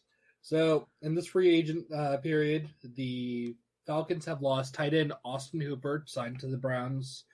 Lost offensive guard Wes Schweitzer, signed to the Redskins. Vic Beasley went to the Titans. Trufant went to the Lions. And Devondre Campbell went to the Cardinals. The Vic Beasley release is the greatest tweet of all time. I didn't even see it. What was it? The Atlanta Falcons tweeted out, Vic Beasley is being released to the Atlanta Falcons. And then someone commented on the tweet and said, "What's your source?" And they responded, "Us," literally. The Atlanta. Yes, I've seen that. That was pretty good. Falcons have re-signed Sam Winhill, their punter, to a 1-year deal. They also signed Ryan Allen to a 1-year deal. They signed Young Ho Ko to a 1-year deal. Who? Young Ho Ko. John Wetzel to a 1-year deal. Steve Means to a 1-year deal. Keith Smith to a 3-year deal, fullback, just in case people don't know who he is. Let's see, Dante Fowler to a 3-year, $48 million deal, I think it was. They traded a second-round pick for Hayden Hurst. I didn't know that. Yep, that happened like the first day of free agency. They signed Todd Gurley to a 1-year deal. And what's the financials on that? I never saw that. 1 year, $5.5 million deal with like 2.5 guaranteed. There's nothing in this world that I hope more than Todd Gurley to rush for 3,000 yards this season. Yeah. I don't hate him. He didn't do anything wrong. No, there's no reason to hit. But I hope that he fucking comes back. I do too. I hope he goes and wins a Super Bowl somewhere. I really do. Well, that's just stupid. That just shows how much you hate the Rams. I love Todd Gurley. Nothing I'd love more than to see another team win. Well, let's be real. The way that our team is set up right now, we're not winning anything in the next couple of years. We didn't know Ryan Gosling could sling it. Yeah, you guys, people are saying about how Todd Gurley got a 5 contract because of his knee. You guys fucking paid Ryan Gosling more than he did in the Notebook. Yeah. So, But I feel like Paul thought of that one day, like in his car. I was like, I can't wait to throw this out somewhere. I just thought of it right now. Gosling probably that's what popped in my head. so Falcons, I think they moved. say that again. I don't know. I'm trying to. So whatever they lost, they filled the hole. Like they got rid of Hooper. But they got The best thing they did was let Hooper walk. Yes. Average tight end that wanted big time money didn't deserve it. They got rid of Freeman, brought in Durham. They also signed the Quad Treadwell. Yay. Hey, he's whatever. We'll go ahead and put that on the whiteboard with things no one cares about. Yeah. So I think the Falcons get a C plus. Right next to COVID-18. I don't think they did anything great, but I think they made even moves to what they made. To what they lost. I agree with the C grade. They're a team that is playing in a division, with the Saints that are a perennial playoff team, and now Brady just came to Tampa. Kendall's hurting so bad right now. I'm trying to figure out how to start this. Well, the problem is the timing is weird on the. Like you guys lag a little bit, and I try to catch up with it. I'm just gonna stay on one side, and I can never be wrong except 50% of the time. And the bass is like, hey, oh, look at Mock's gross foot. Well, but I don't think the Falcons did anything to aid them in taking that division. I give them a B minus. I think they avoided signing people that they would have had to overpay for. Re-signing. I mean, Hooper would have gotten. They would have had to give Hooper more money than he was worth. They would have to give Beasley more money than he was worth. 5 ago, they went out and they got at appropriate prices. They didn't overpay for anybody. They didn't steal anybody either. They didn't overpay. And like Kyle said, they filled the holes that they voided. I mean, you can't ask for anything more than that. I think they may have overpaid a little bit for Dante Fowler, but yeah, but not compared to how much they would have overpaid for Hooper or for Vic Beasley or Desmond Trufant. I like that. Desmond Trufant is overrated. Yeah, they still like it. Yeah, everybody at the Lions is overrated, Kyle. Except for Matt Stafford, he's underrated. Right, high five. Kenny Galladay can suck an egg. all right. So around the table, grade Kendall. I like the B- grade. I think no matter what. Anything else you want to take from me? Maybe some beer. I'm sorry. Cheap fuck. Oh, we're gonna have some more beer in a second. Yeah, I like the B- grade. Added good pieces. Didn't everything kind of equals out like you guys have said. So I don't want that. team has a lot of upside. We'll see if it develops. Give me one of those garage loggers. Which color is that? The gold one. It's garage. It's not. All right. Well, I think everybody else went around the table and gave their grades, so I'm not going to go around asking everybody else. Let's move to the Baltimore Ravens. Baltimore Ravens were active early in free agency, have kind of slowed down a little bit, but to start things off, they traded a 5th-round pick to the Jaguars for Calais Campbell, and then signed him to a 2-year, $27 million deal. To follow that up, they traded Hayden Hurst to the Falcons for a 2nd-round pick and a 5th-round pick. They signed Michael Brockers to a 3-year, $27 million deal, I think. They ended up re-signing Justin Ellis. They declined Brandon Carr's contract. They re-signed Jihad Ward. They re-signed Sam Koch. They ended up trading... Who did they trade to the Steelers? Chris Wormley. Thank you. And that's the status of the Ravens. So, they made upgrades to the defensive line. They did lose what's his name because he retired. Marshall Yanda. Oh, that's not really their fault. I'm assuming an A-. I do like the moves that they made. They made low caliber moves. Not low. That! What was that? Future video on you, no.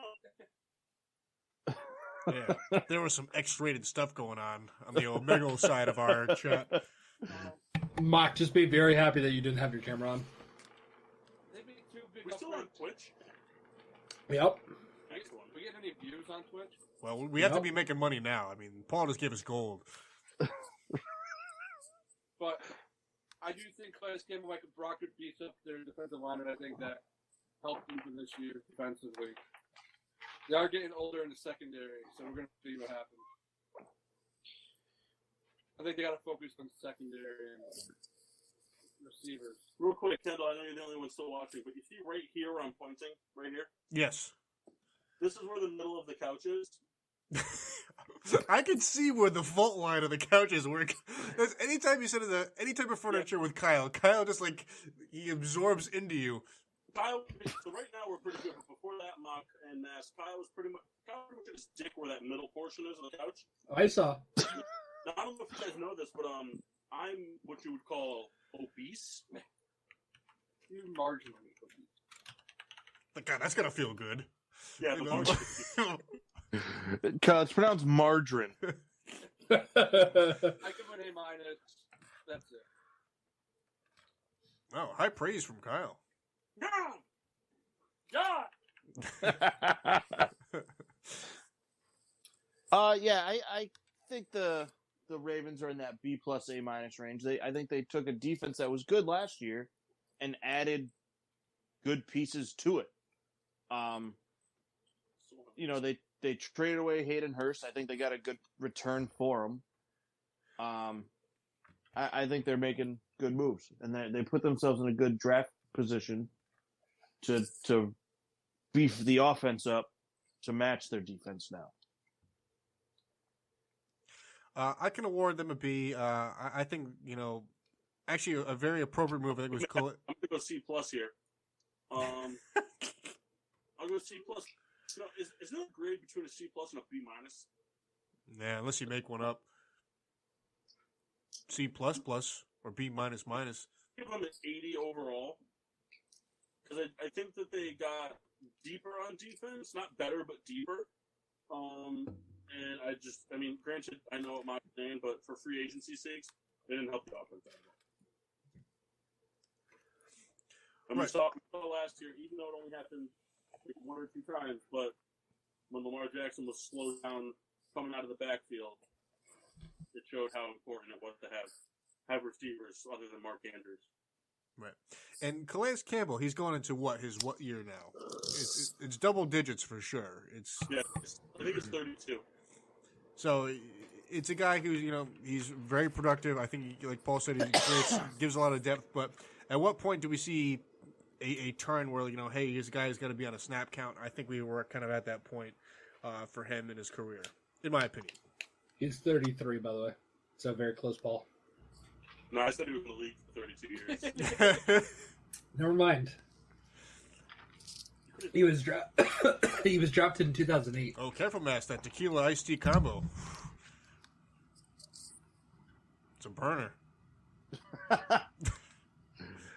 I think it's one of my favorite things to just make Kendall bomb. Well, that's the entire show. All right, Mass, what else you got? Hey, how come when Mass goes blacked out, it says TM, but when Mock goes blacked out, it says bag? I don't know, but the missus is here. Say hi, missus. Hi, Wesley. Hi. Hello. Stop choking. Ashley, show your face. I haven't seen you in forever. How you doing? Paul said, "Show your face." He hasn't seen you in forever. Where's the camera? He's right. Well, the camera's right there. Okay. He's right there. Well, I can see him, but he can't see me if I don't know where the camera is. Well, the camera's right there. It's the blue Well, thing. Thank you. I realize that now. Here, hold on. Please. Let me turn you up so you can hear them. You guys can talk. She can hear you now. Don't put those on. Those are very loud. Kyle, let Coach say hello. Hi. No. Please say hi to Rebecca so we can stop whatever this going Rebecca's on. right there. Left. Oh, there you are. Hi. Hi. Hey, I know I've been terrible at this whole being a friend thing, but next time I see you, I have a bottle of Nick Jonas' tequila for you. Okay. Cool. Yeah, it's autographed by him. Well, I'll take it. What the fuck, dude? Kyle, I have one for you. It's autographed by Adele. Kyle, where's Coach? We do not need to see Coach. Oh, Coach is warming up this couch. Okay, bye. Okay. All right. Yeah, All right. Currently kissing the male part of my body. Good to know. I didn't know Coach smoked cigars. Mock's like, So. Don't answer my question. How come when Mass blacks himself out, it says TM for Like this? But when Mock blacks himself out, it just is black. Because he's minimized. He's not actually closing out his webcam. Minimize. Close out your webcam. I want to see if it says M. If I had to guess. I'm going to go urine into a detergent container. I'll be right back. No, it just Nope, says I was wrong. I don't know. jackass on it. Oh, there you go. So, Kendall's going pee. Kendall. He's gone already. Let Rebecca hold it. No, I'm right here. So, up next we have the Buffalo Bills. The biggest thing that they did was obviously the Stephon Diggs trade. Oh, real. What? So the Stephon Diggs trade was the biggest thing that they did. They added Quentin Jefferson and Vernon Butler to the defensive line as well. So just short up that defense a little bit more. But give Josh Allen a big playmaker down the field. Tails on the Diggs trade again? Yeah, give me 1 second. I think it was a 1 to 4 to 7, right? Hey, Mass, if we give you like the money to get like 6 screens, you could sit in a circle of computer screens. Would you stay home for every show and be like our fact checker? Yes. You would have like pro football on one, pro hockey. I have 3 screens up already. So we need a 4th one. You need 2 more. One so you can play Minecraft, and one so you can have hockey. So I have a TV up there, so that's 4. Well, no, you still need 2 more because then when we get back in the Monday Night Football, I can the TV football. All right, so 2 more screens. Got it. Let's see. Oh, crap. Stephon Diggs trade was Kyle. What'd you say it was? A 1 and 4 and a 7. Let's see. For a 2020 first round pick, 2020 fifth round, 2020 sixth round, and a 2021 fourth round. That was close. A minus. Yeah. Here's the deal. The one thing that's keeping Buffalo from being a legitimate contender in the AFC is they have no receiving weapons. They've proven that they can't draft them, i.e. Sammy Watkins. So they went out and got one. And they went out and got one that's going to be very happy that he's the only target on the team. Stephon Diggs is suffering from Antonio Brown syndrome, which is I'm not the only guy getting love on the team. Adam Thielen was getting it. And doing a much better job, just like Juju was against Brown. And except Diggs didn't just, like swear at postal workers. So, I mean, I think Diggs is going to flourish there. I think Josh Allen's mobility only opens up the deep threat for him even more. Diggs has a wicked inside cut step that creates separation. I think that they got the best available receiver option that they could get via trade or free agency. And their defense is already really good. The offensive line is, in my opinion.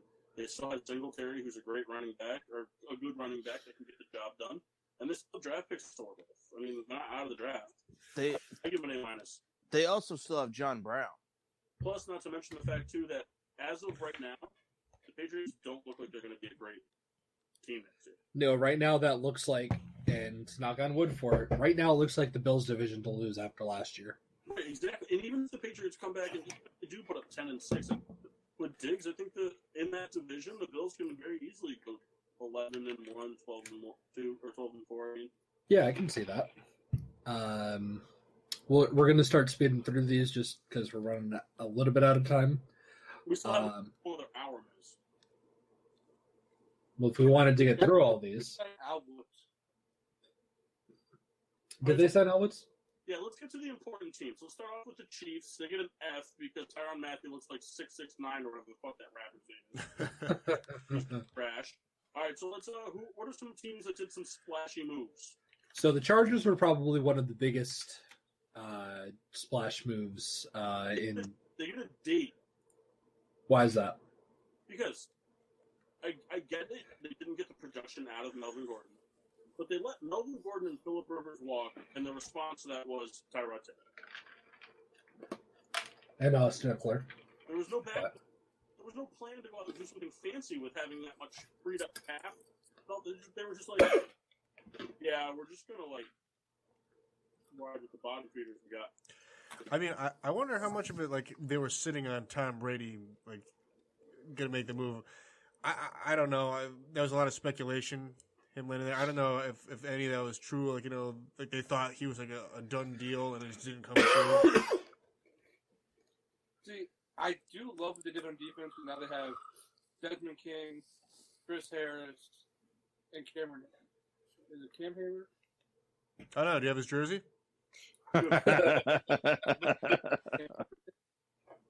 Well, and also, what's his face on safety? Derwin James. Yeah, lit up the Steelers that time. So, they have a really good defense. They added to it.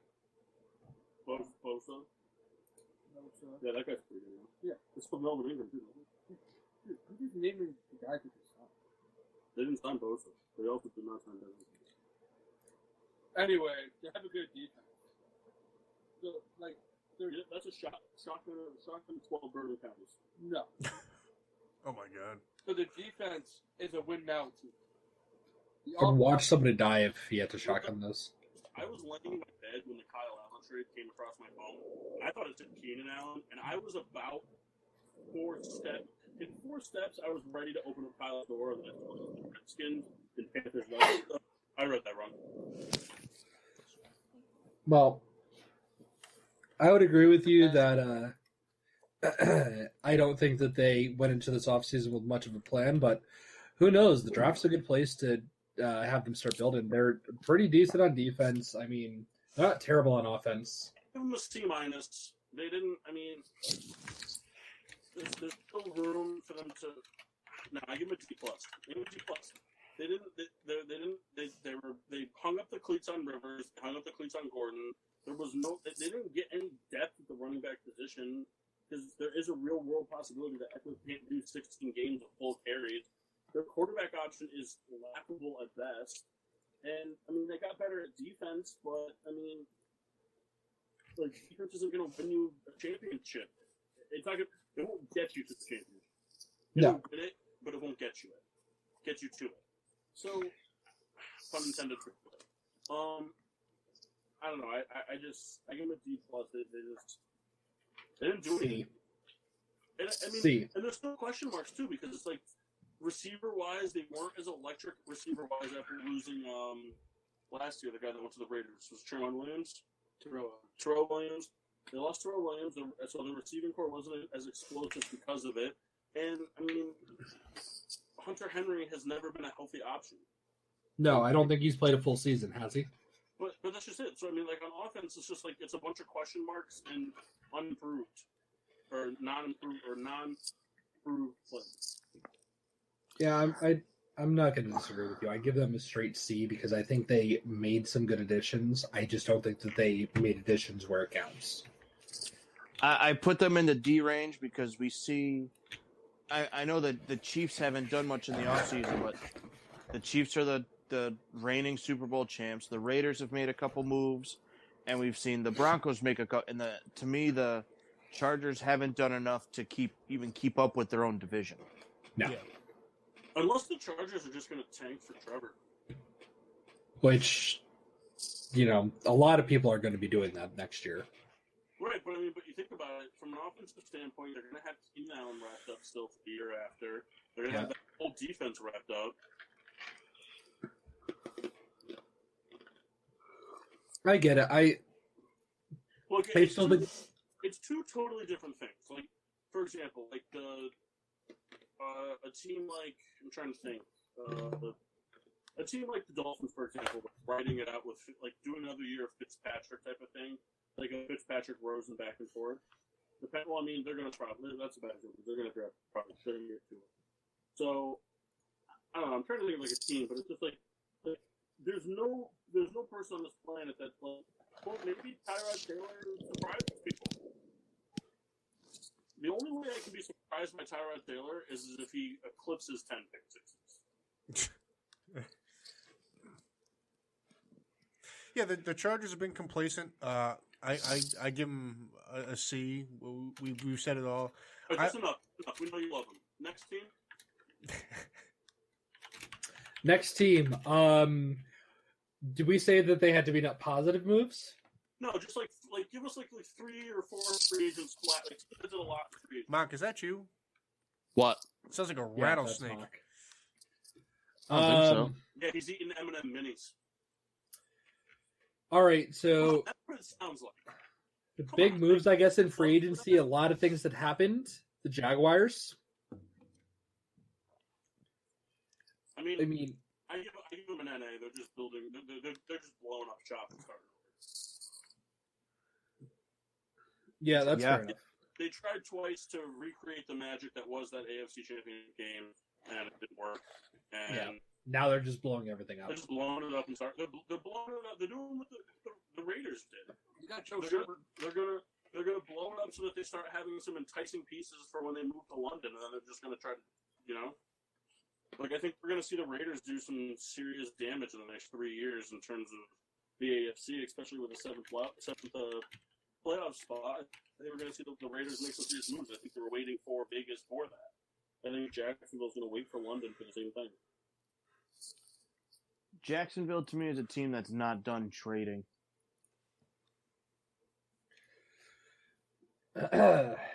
Well, I mean... I give them an A just because they're blowing it up. That's fine. Can't grade a blow up. Detroit Lions. D. Yeah, I mean, they're another team that they signed guys, but D with B plus potential. Because it's a bunch of Patricia boys. Granted, a different scheme, it's a different offense. You're not Bill Belichick. I'm talking to you, Patricia. Like, Patricia did wonders with those defensive guys, but knowing that Belichick was there to, like, correct wrongs and lead the offensive side of the ball as well, or make final calls on the offensive side of the ball. So, he's not Belichick, but there's B plus potential because, I mean, if Matt can come back to form after his back injury, the Lions have been, like, either good defense or good offensive weaponry away from being, like, a decent team. They had a couple good pushes here and there. Stafford will always make sure you're in a game. Stafford will always make sure you're within striking distance. And if he has a defense that can get a fourth down stop, or an offense that can actually convert a third down, then that's a whole different season for the Lions. So I think it's D right now because none of those players are like, oh, wow, that's a game changer. But there's B potential.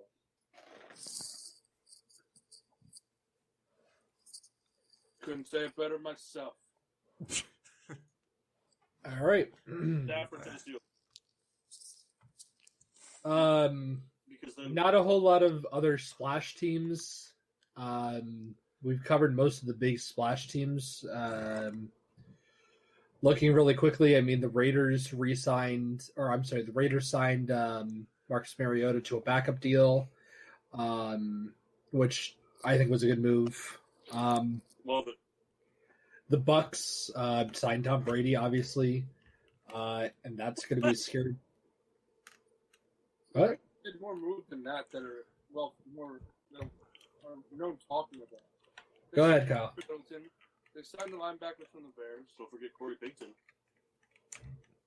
Nick Witowski they signed. Yeah, okay. Yeah. Yeah, no, I'm making a joke on the Littleton thing. I think they signed a receiver too. I think they signed one more. Let's see. Raiders Nelson free Aguilar. agency. Yes, that's who it was. Some of those fact check fingers move. Who was it? Nelson Aguilar. I gotta tell you, if you were moving your fingers in Ashley like you do on that keyboard, you'd been married 3 years ago. Keith and Kyle. But Look at Kyle's fingers. That's the guy who gets it. I think the two linebackers. They signed Malik Collins. They signed Carl Nassib. They signed Jeff Heath. They signed Eli Apple. They signed Jason Witten. Look, here's what they did. They gave the Raiders, in my opinion, they signed guys and are going to draft in a way that they are they're trying to guarantee themselves the 7th playoff spot. I can see that. If you look at it, I mean, here's the deal. Until the Patriots, I don't care if Brady's there or not, because Belichick and Brady go hand in hand in genius terms. I mean, Brady's top 5 all-time in game-winning drive. Belichick, greatest coach of all time. I mean, both of those guys are arguably the greatest in their positions of all time. So they go hand in hand. With Belichick coaching, they still have Josh McDaniels at the helm offensively, which is where they're going to be the biggest question mark this year because Belichick, is going to control things on the defensive side of the ball. The Patriots, until they don't make the playoffs, are a lock-in for the playoffs. Always. I think it's fair to say. So, even going off of that, you have Patriots, Bills, you have Ravens, you have Chiefs, and then you have somebody who I think is personally going to be the Colts. Because I don't think there's anything scary about the Texans' offense next year. Nope. Because Deshaun Watson's injury prone, there's no offensive line. Unless David Johnson returns to form, because Will Fuller is hurt all the time, and Penny Stills is just a deep threat. There's nothing else scary about him. So I think the Colts win that division, the Chiefs, the Patriots, the Bills, the Ravens. I think the Steelers, if Ben can stay healthy all year, is our guaranteed playoff team. Really, outside of that, the Raiders pretty much is their 7th spot to lose. The Chiefs, or the Chargers, we just talked about, don't really think that they're a lock-in for it. The Broncos, we'll see what happens. I'm not sold on the Broncos yet. Their defense hasn't been as good. It's kind of declined steadily year by year. And offensively, they don't really have the receiving weapons that really are game changers. What about the Titans, though? I don't know. The Titans for me are it's a big question mark. They're a team that could fall flat on their face. They are, but they're also a team that can make a deep run. Yeah, but when you make your fucking best defensive player for a 7-round pick, you're a fucking jackass. They're not a team that can make a deep run. In my opinion, they're not a team that can make a deep run. They're a team that got hot for the quarterback and making mistakes. But now Tannehill's going to have to lead them in a 16-game season, and then the playoffs. Yes, you have to still stop Derrick Henry, but Ryan Tannehill can't do what he did at the end of the season. Ryan Tannehill had a very Nick Foles Eagle type end of the year. He came in, he didn't make mistakes, he led the team deep into the playoffs, and he didn't lose the games for them. But that's the difference. If he didn't lose games, Nick Foles... He did not win them, though. Nick Foles won them games when he was on the Eagles side. Now Tannehill has to go out and do... I think Tannehill can lead them to a playoff spot. No, but I don't think he's a place to make a great run. Here, I'm gonna make Kyle mad real quick. What about the Browns? The Browns are a big question mark as well for me. I mean, just because Baker played very well his rookie year, he had a very bad sophomore. Mm-hmm. I still will not buy into locker room animosity between Odell and the team. I think that him and Landry's connection are stronger than ever. And I don't think Odell is rattled by Baker. Baker hasn't really been going out and doing the Jack and Manziel post-conferences. I mean, Baker Mayfield is a very outspoken, very charismatic character, but he's not an asshole. He's a team guy. He's not an asshole about it. He's not. And so I don't think there's any animosity in the locker room. It's going to be, after serving a suspension, as long as he did, and then most likely missing all team off-season workouts due to this COVID thing, can Myles Garrett return into, football form? Because like we said, there's a difference between being an in-shape athlete and being football shape. You see it all the time. Can Myles Garrett come back to form, and what's the defense going to be able to do? But a lot of it is also going to depend on Baker Mayfield's ability to bounce back from the slump. It's only his third year, so even if he has another bad year, I'm not ready to write him off as a bust quarterback. But, Right. But this is going to be a big year for Baker and that team. They have Chubb, they have Landry, they have Odell, they have Njoku, and then they signed the tight end. They got, what's-his-face from Atlanta. I mean, their offense is in a position to put up 28 a game. Easy. It's just going to be a lot of it's going to be relying on Baker and the head coach. And I can see that. I think this is as much as I think Frank Kitchens was the wrong hire, I think this is kind of a good deal because now what you're doing is you're bringing in a brand new head coach, and Baker is kind of starting from scratch. So it's almost kind of like you're in a situation where it's like the head coach and the quarterback are on the same page, same playing field. Let's start this together, And then what we're going to see is. I think we're going to see this head coach ride out the rest of Baker's two guaranteed third option on the team's end of it. And then we're going to see if this head coach and this quarterback can get it done. And if they can't, they'll sync together. If they can, they'll swim together.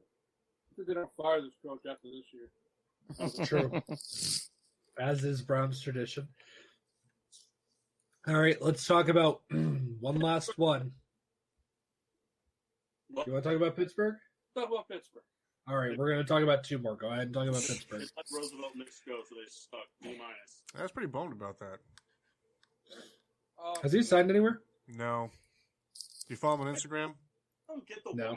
I do. I don't get it. It doesn't matter. You don't use your fullback. You guys are not a fullback team. He's in the block. Okay, every team uses their fullback to block. That's all they need. They do fullbacks all the time. When Knicks was healthy, he was out there almost every possession. He actually was out of the field a lot. Not every possession. Not every possession, no, but If Kyle's alive, shot. he was a guy that, will be missed by me. So what else are you trying to talk about with the Steelers? They tagged Bud. Dupree. They tagged Bud Dupree. They got Derek Bud. They brought in Eric Ebron. They signed the guard.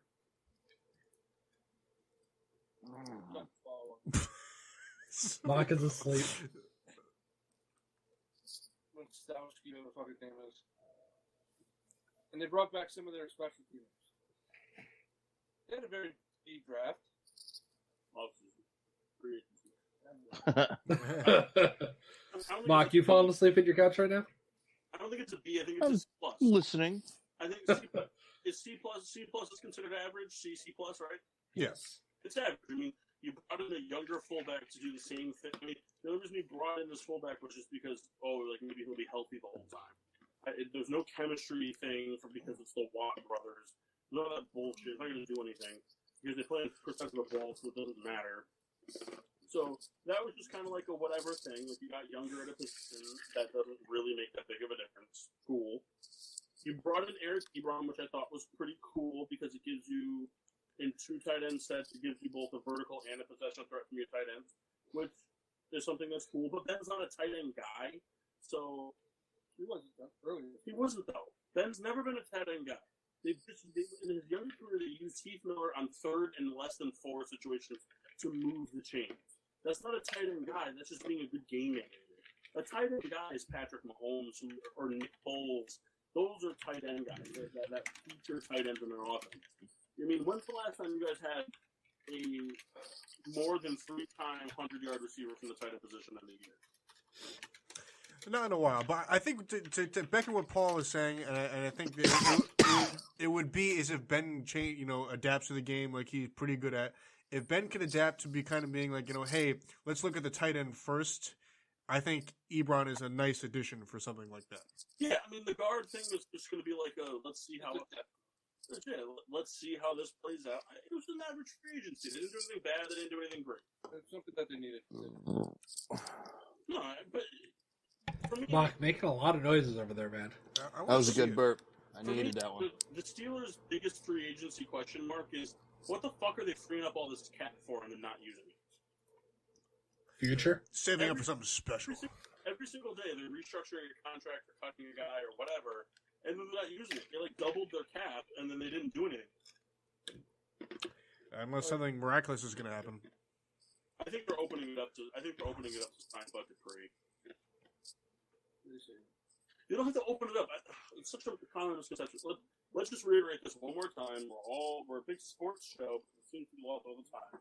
Because Matt brought it up with the whole Todd Gurley thing.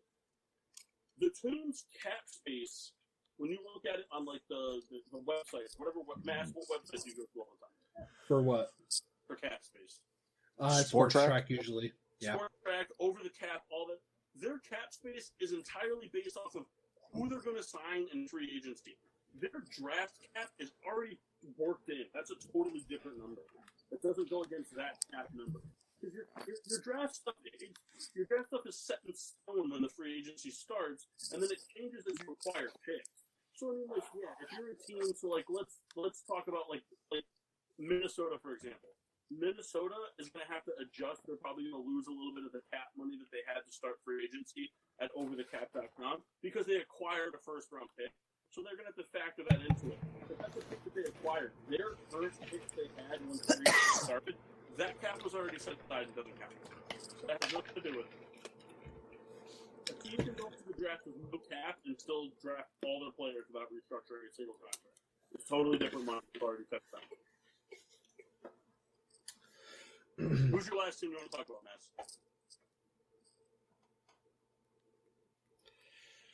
So, we're going to talk about the Bears because they made most of a lot of free agent signings this offseason, or free agent moves. They've released Leonard Floyd. They traded for Nick Foles.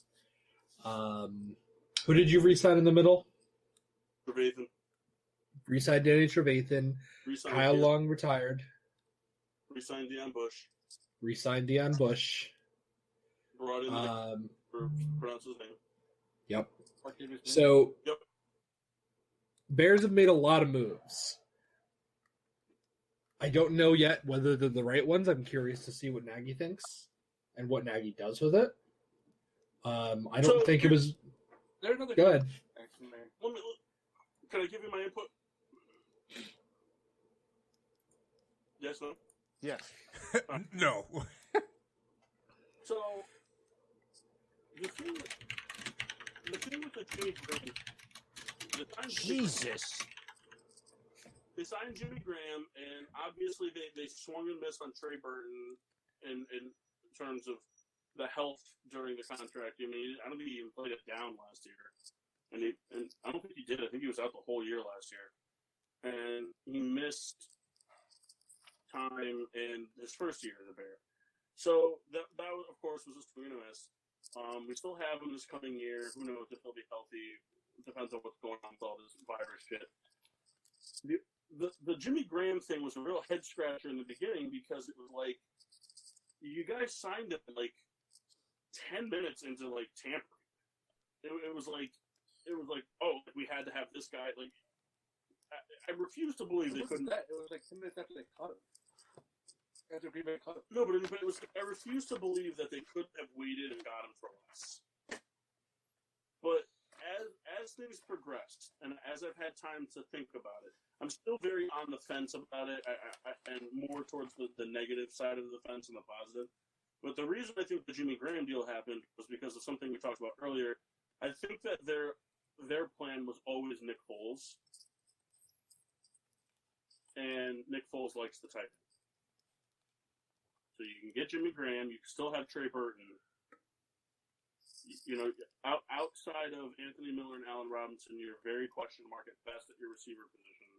I mean, Wims is okay, but you can run a lot of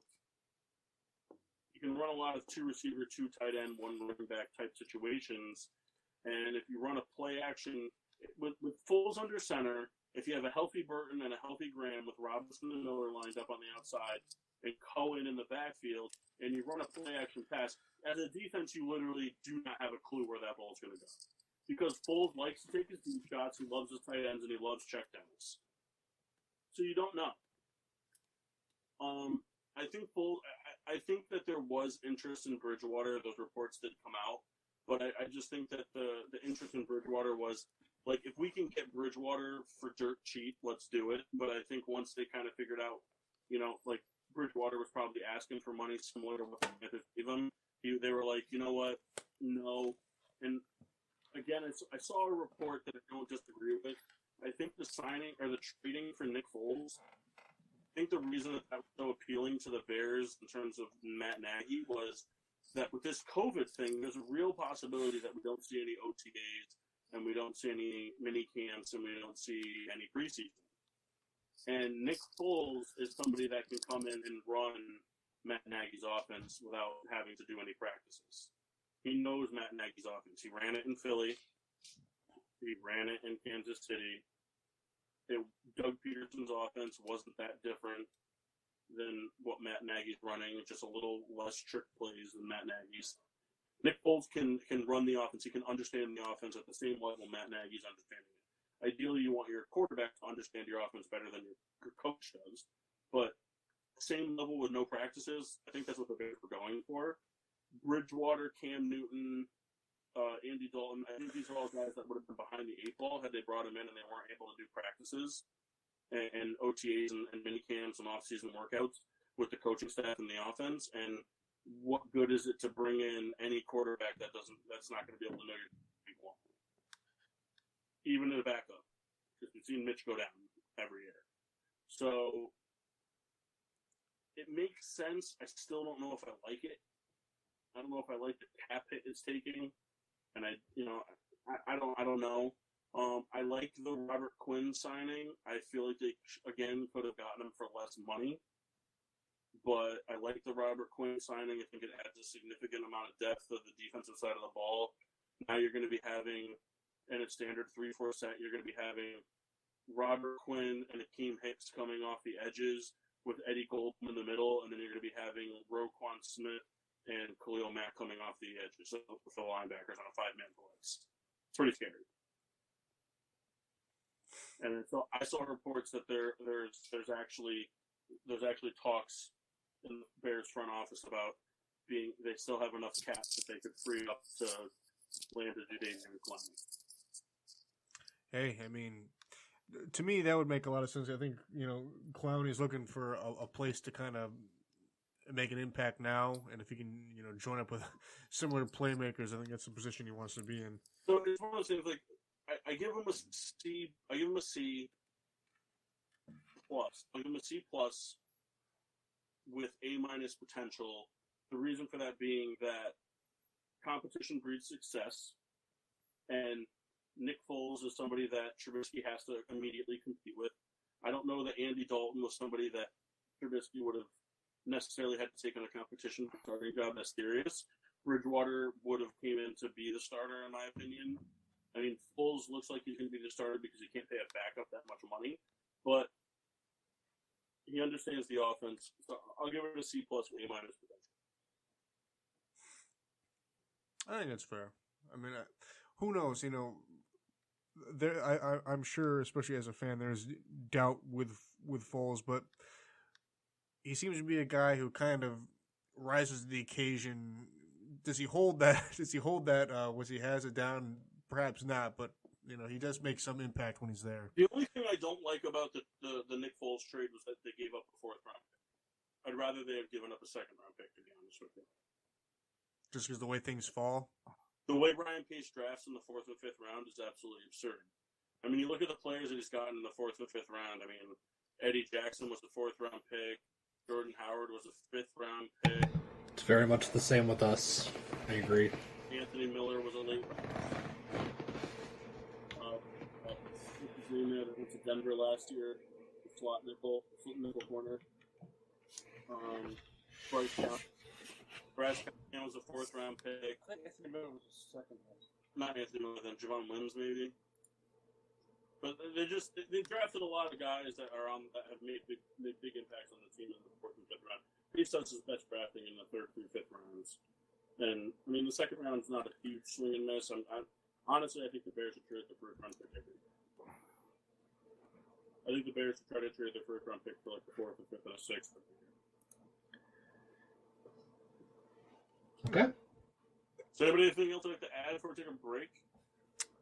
No, I think we were pretty thorough. All right, so we're going to take a quick break, Rooney, so can look at the piston detergent container. Mock's out cold. And, No, I'm back. No, he's dead. We'll see you guys on the other side of the break when we talk NBA rule changes. Sounds good. We'll see you guys then. And now, back to getting sports with Drunk on the PPRN Radio Network.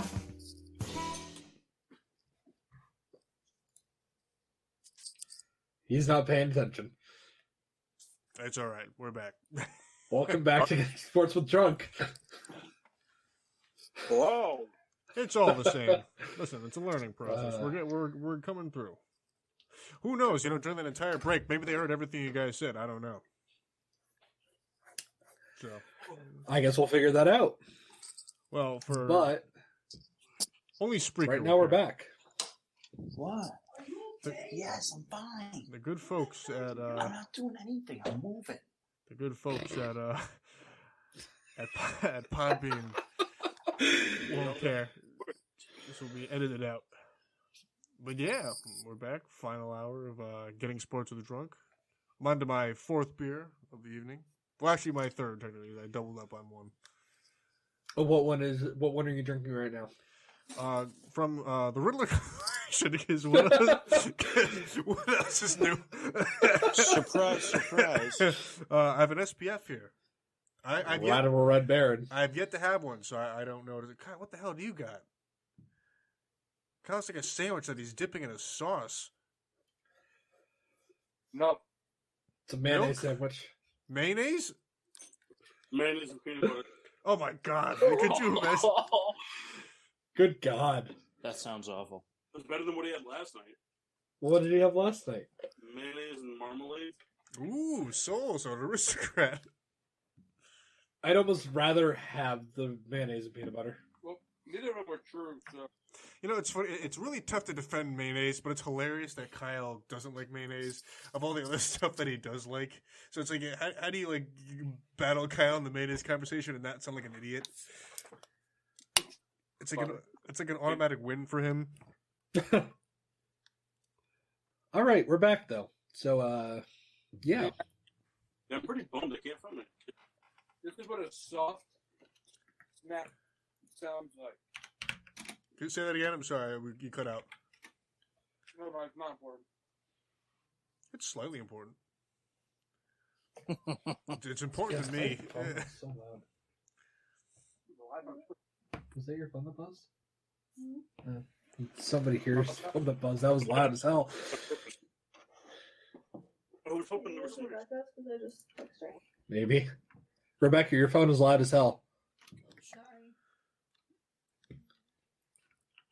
So, Don't be sorry, just do better. Yeah. All right. All right, well, so what were we getting into this session? your thing. Oh, we're going to talk about NBA rules to change. Yeah. All right, so we're continuing my segment for the month of March. We're going through sport a week and coming up with rule changes that we're going to pitch to the rest of the group, and basically rules along the lines of things that we think would make the sport better or more entertaining for newer people to watch. Woodball. I knew it. Wood puck. So this week we decided that we would go with the NBA. Does anybody want to kick us off? Yeah, I think the Nets should be banned from using that gray court. The Nets use a gray court? The Nets play on a gray court? Yeah. That's terrible.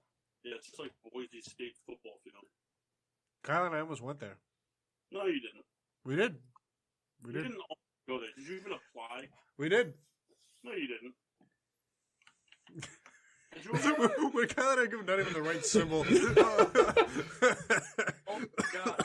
And the guy looks like he's been like sleeping in a washing machine for half his life. It Is just that- comes on quick. His camera's frozen. Yeah, Mark Seymour Hoffman over there. Oh, he lost his internet there. What's up? Give me Funko Pop Wi-Fi. Yeah, oh, he's somewhat back. Still frozen Is it though. up? I think he can hear us. He just can't respond. I'll tell Mock to suck less. He's back. Yep, I just saw his eyes. There we move. go. Yeah, there we go. You Now, missed hold So, on. Were you staying still the whole time? Yes. Oh, Oh. I knew you were keeping it up. perfectly. Because you have the fear of a ho-ho getting stuck in there. All All right, so changes. All right, so Mass, do you have one to start since it's your segment? Yeah, sure. I'll go ahead and start. I think that you should be able to make a 4-pointer if you shoot from beyond half court. It's whatever. I mean, I'd be hard pressed to see someone hate versus support. It's kind of in the middle. Like if you did it, great, but it's not like a game-changing thing. It happens if it happens. So, my thing against it is that it affects more than just people taking a 4-point shot. Like someone having to do a buzzer beater on an inbounds pass at the end of a quarter with like a second left. And like they don't have a choice, they just have to heave it. So you like get 4 points for that. Like especially like imagine like going into the like end of the third or the fourth and they just huck a full court thing and it goes in for 4 points. Right, it's not a strategy. It's just kind of like Right. I don't personally like it. Why? Hail Marys work in the same fashion.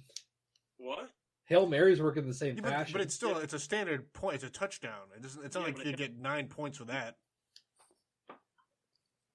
Hey, so quick segment for NFL next week. I'm against it because I just think it would. I think we would ruin what the little team aspects of the sport are.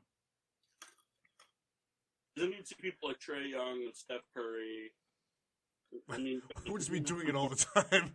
Here, let's ask the person who doesn't care about sports at all. You don't care about basketball at all. Most whatever. Huh? Since when? Since ever. Do you think that if we change the rules to allow for 4 points if you shoot from the half court line, that would be a good thing or a bad thing? No, there's no point. Okay, so she says no points, so that's out. This is actually the best fucking thing that's ever happened to any of us. Well, you're not wrong. Paul said you're the best thing that happened to any of us. Okay. Thanks. So, all right. Wife says it's out. It's out. All right, so I think the travel should be 4 steps instead of 2. Because it's basically a thing anyway now. Yeah, but then it'll be 6 steps. Yeah, exactly. Just walk with the ball. It'd be funny to see a guy glide through the fucking half court. Here's the thing with the travel thing. I don't think it should be 4 instead of 2. I just think there needs to be more definition about what a travel Right, is. 100%. There's because if you take the ball and you take a step and like you're taking the step on the like you bounce the ball down, you take the step, then the ball starts coming back up from the ground. You catch it in the middle of another step. That's not considered.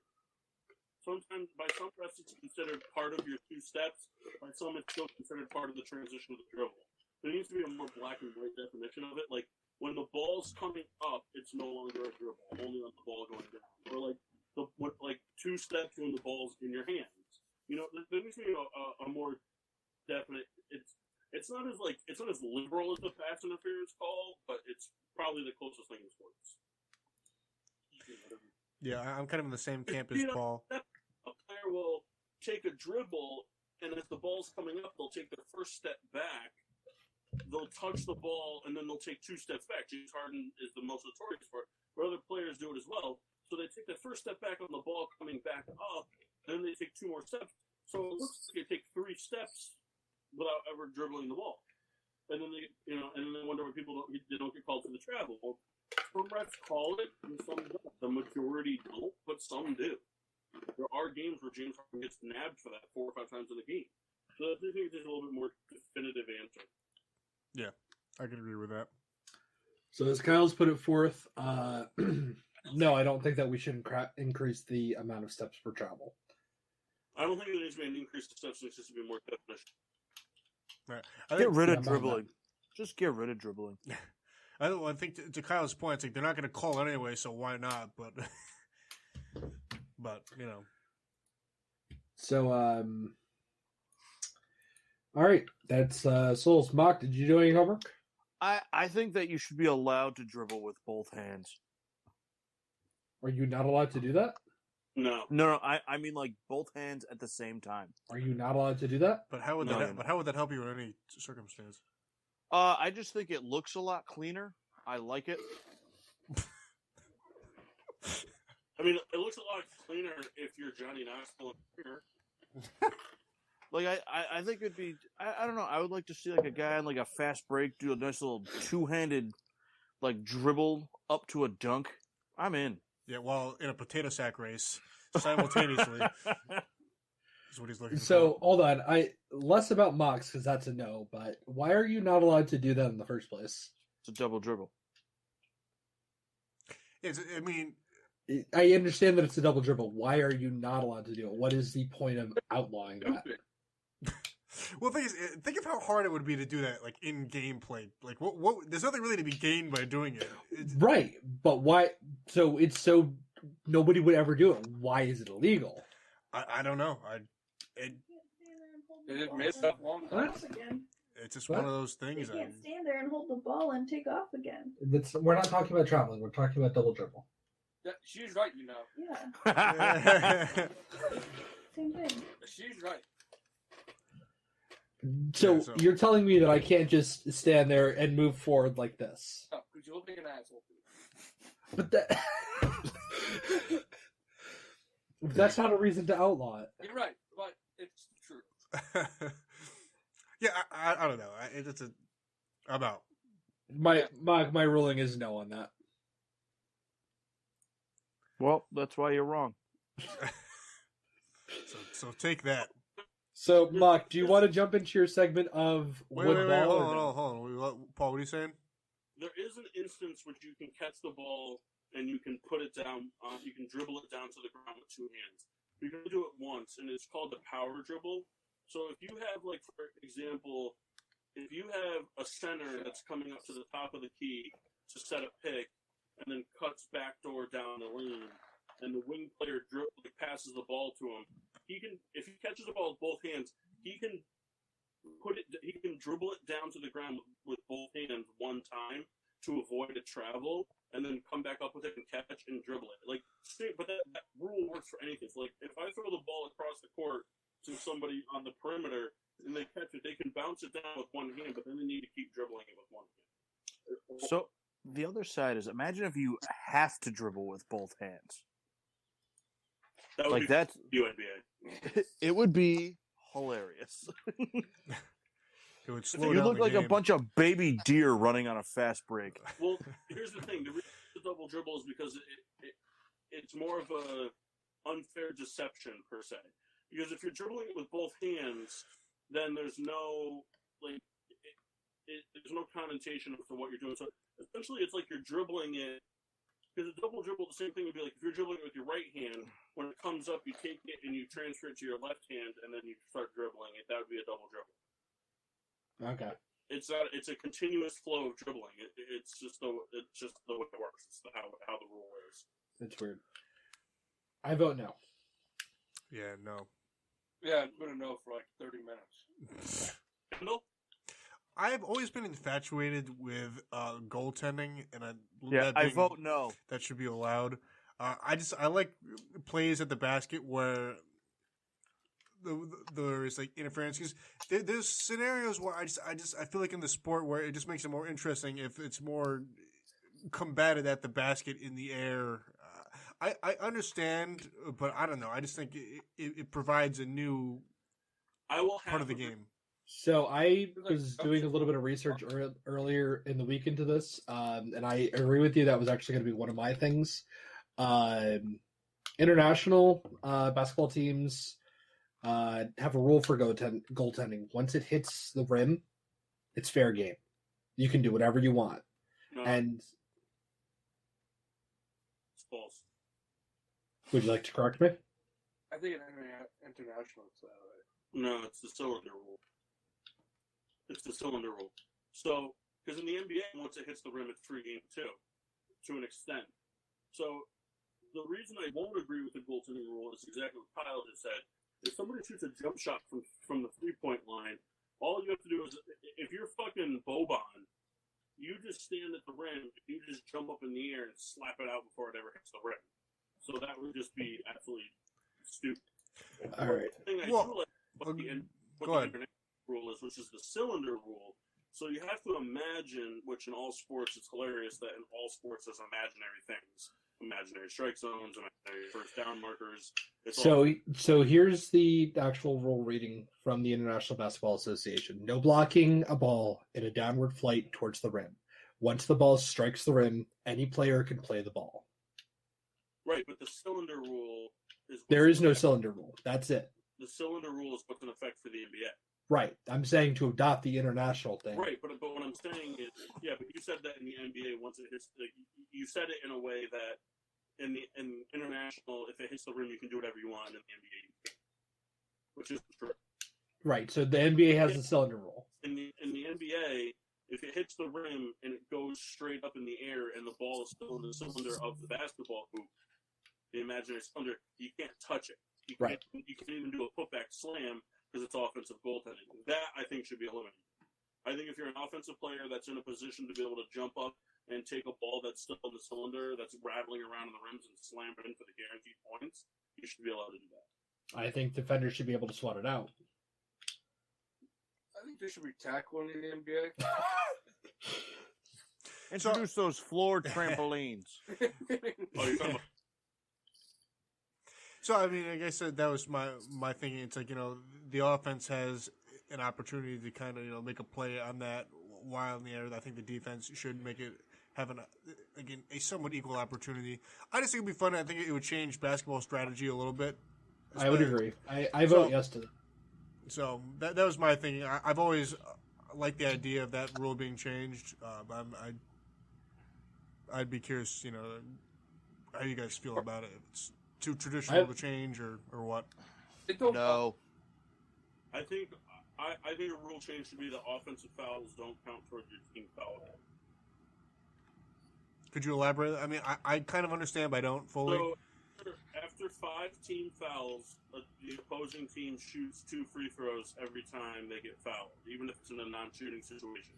So if you've accumulated 5 fouls in the first 12 minutes or first 10 minutes of the quarter, the last 2 minutes, every foul is 2 free throws. Even if it's something like a reach in, when the ball's coming up the court. Now that I don't have a problem with. You committed the fouls, and there's a penalty for that type of thing to commit too many fouls. But I think that if you're on the offensive side of the ball and you're trying to set a screen and you get called for an illegal screen, that shouldn't count towards your team fouls. Your team fouls should be a strictly defensive category. All right. Because on the offensive side of the ball, very rarely are you on the offensive side of the ball. Are you doing something illegal in an attempt to score the bucket? The only way that that's really is offensive goaltending we just talked about, or like when players are like pushing, like stiff arming guys to the ground.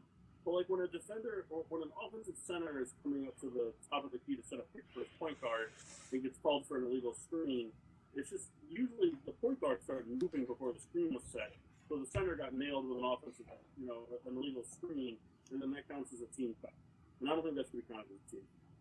I would agree with that, but I'm still of the mind that the goaltending should adopt the international rules. I don't like the cylinder.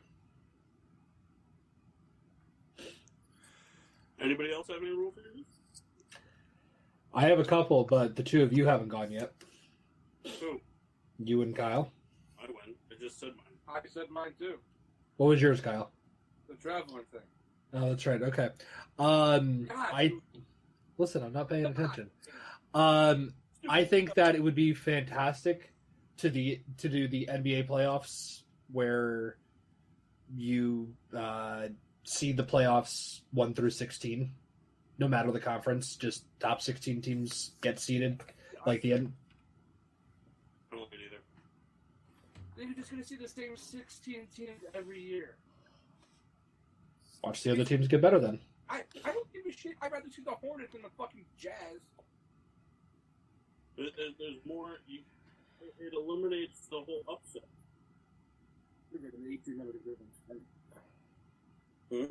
Like, even now, like, the 8 seed's not going to be the 1 seed.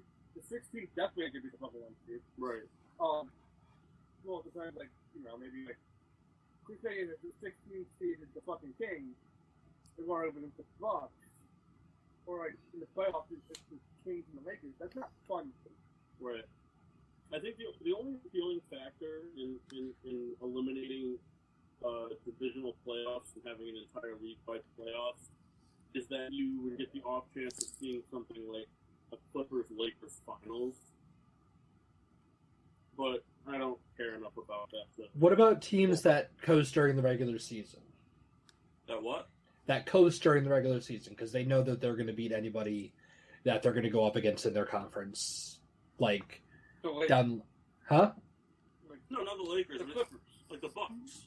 The Cavs did it when LeBron was there. The Bucks still play hard every year. Like, But the Cavs just coasted during the regular season because they knew nobody was going to threaten them. Like the Clippers, their stars every other night. It's fucking annoying. Right.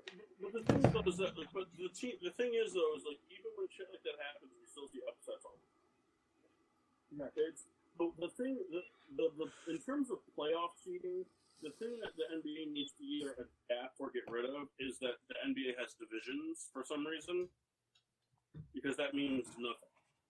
I mean, like, you play the team in your division more than you play any other team in the league, but being the best team in your division doesn't get you anything. Right. It doesn't get you a bye. It doesn't, you know what I'm saying? Like, it doesn't guarantee. It doesn't even guarantee you a playoff spot. Because in theory, you could be the best team in the Heat's division, but if 4 teams in the North and 4 teams in the Central are better than you, you don't get a playoff spot. So they need to. I think what they should do is I think they should reseed the NBA and they should adapt the NHL's playoff style. I think the NHL has the best playoff style. Or all 32 teams make it with 30-team bracket. No, it would be it would be all 30 teams. It would be the top 26 teams make it, and then 27, 28, 29, and 30 each play, 27 play 30, 28 play 29. Single elimination. Single elimination. I'm And just then saying, it would be top 28. You're talking about the Spencer Dinwiddie. No, I'm just saying. Yeah, but you can't do a 30-team bracket. The math doesn't work out. Well, You can't have buys in a bracket. So you do the 16 teams make it. So I just talked about doing a bracket, and you told me no, but now you're trying to do another bracket? Kyle wants to do a 2018 triple elimination bracket He wants to do basketball rules, basically. Where the playoffs start in June and they end next July. Okay. It plays that June. Yeah, he wants the finals to be going on during the start of the next regular season. God, could you imagine? Another thing that would be cool is like you know, a 16 game, like the best 16 team, you go to the playoff, then the fucking 14 other teams duke it out for the 1 seed. Literally everything I just said, but that last part. Yeah, that's what I fucking meant, you dick. Well, the other thing too is like I would be more apt to seeing an NBA playoff that is geared more towards like the first and second round are 5-game series, and then the semis and the finals are 7-game series. Instead of taking 3 breaks, three-day breaks, just fucking play one The game. NBA playoffs take way too long. The NHL playoffs take just as long, but they don't feel like it. Right. I think that the NBA playoffs, I think that there'd be more room for upset because you see a lot of times where you see a team come out and they take a 3-2 series lead on the 1 seed, and then they can't close it out in the 2 extra games. But if it was a 5-game series, the 2 would win it.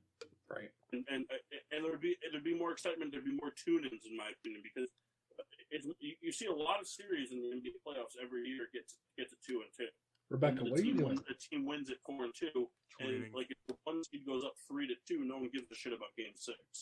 But if it's 2-2 and it's the 1 versus the 8, people are going to watch that Game 5 because it's a must situation.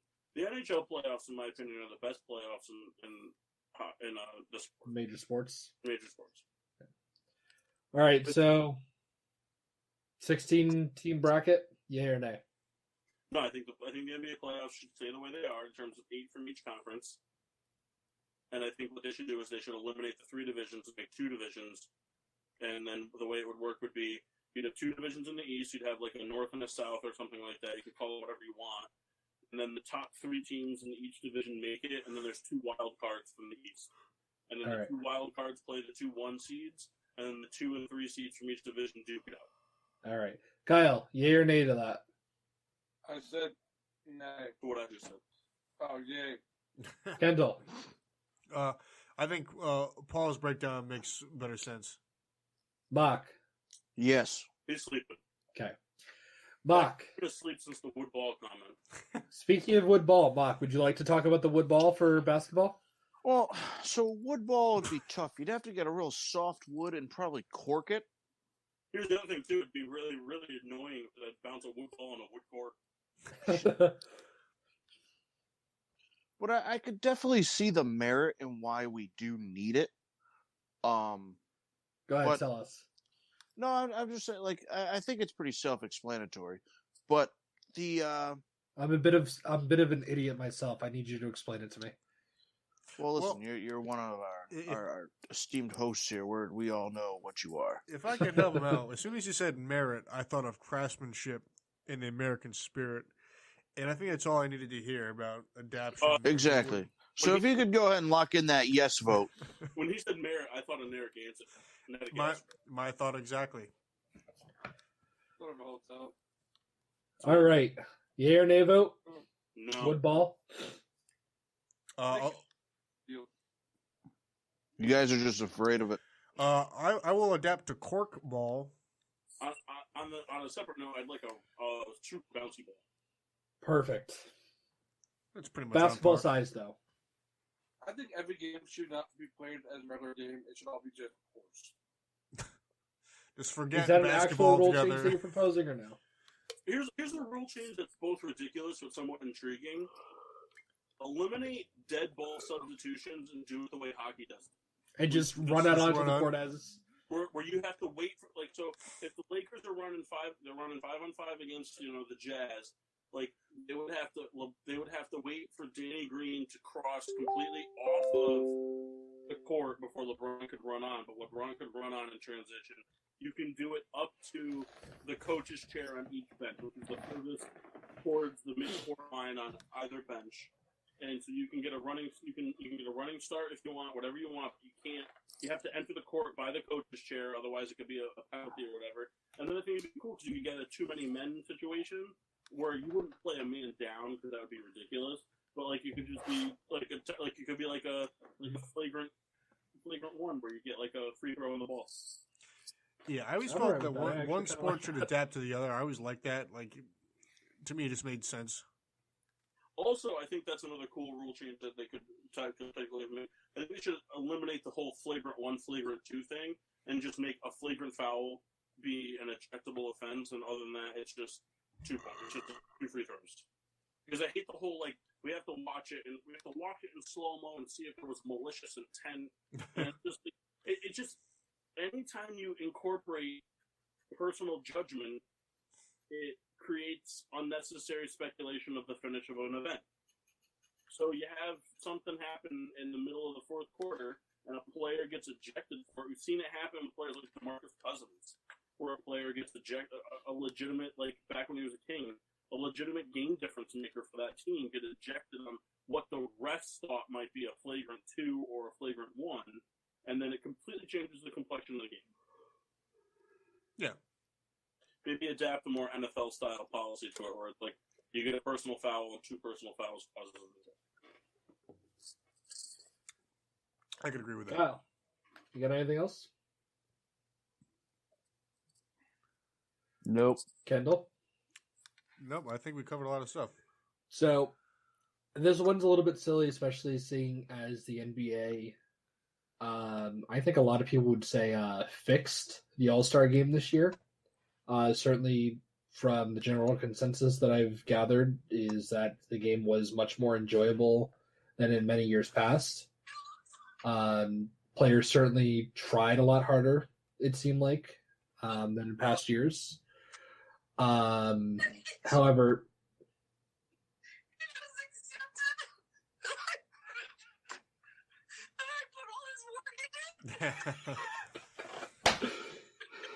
Turn your camera on. We got here Michael Scott showing both the Rams logos. Paul, can you send that to me? I'll put it. Yeah. Or you could just add a new Instagram group with me in it. So, how much fun would it be if, for the NBA All-Star Game, I understand that the reason that they do it the way now is so that they could come up with like team strategy and everything like that and synergize. How fun would it be if they just did it like a pickup game style?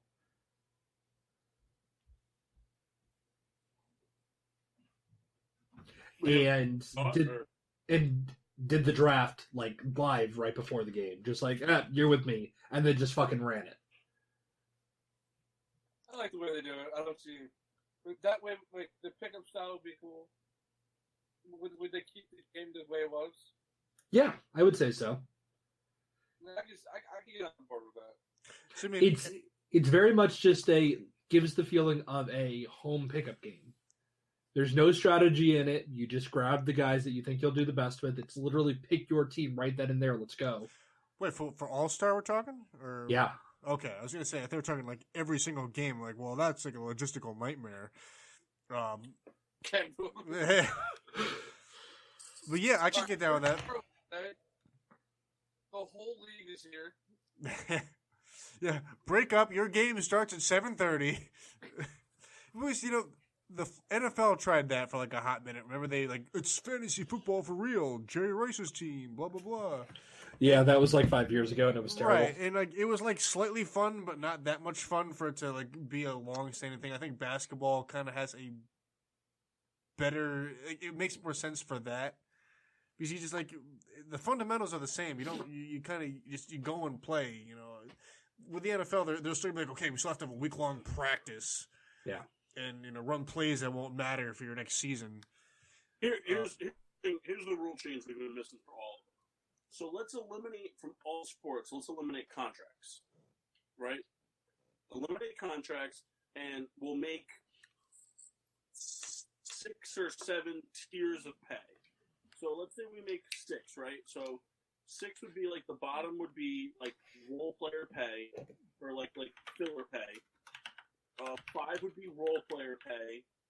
4 would be service pay.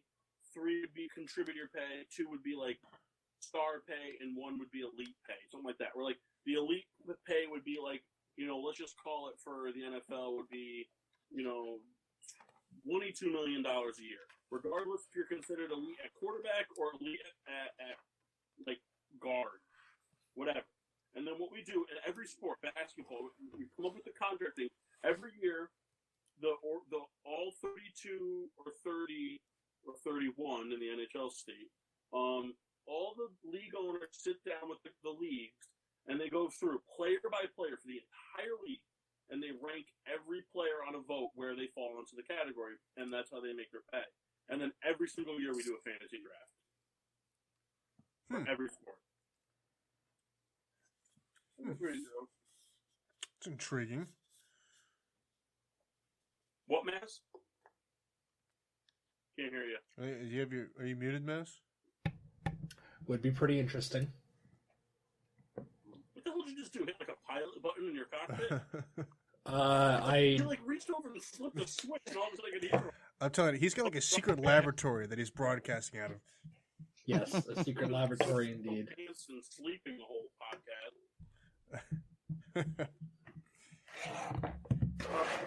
Let's do beer reviews. Mock? Anybody else has anything they want to chime in on? I think anytime you miss a 3-pointer, you an RKO Every drop pass is a last ride from the Undertaker. And in hockey, if you take a shot and don't hit the goal, you get immediately 3 deep through a table on ice. What's the other missing? Oh, MLB. Every time you strike out looking, you get F5 on the pitcher's mound. Jesus Christ. I'd pay to watch that. Fake Snell. That wouldn't hurt. Well, I mean, pull it back before you get to up. as you get checked, it's not going to be obviously as difficult every game. So, is anybody anything else you'd like to add? No. Yes, don't get on so much. You might find a cock in your mouth by accident.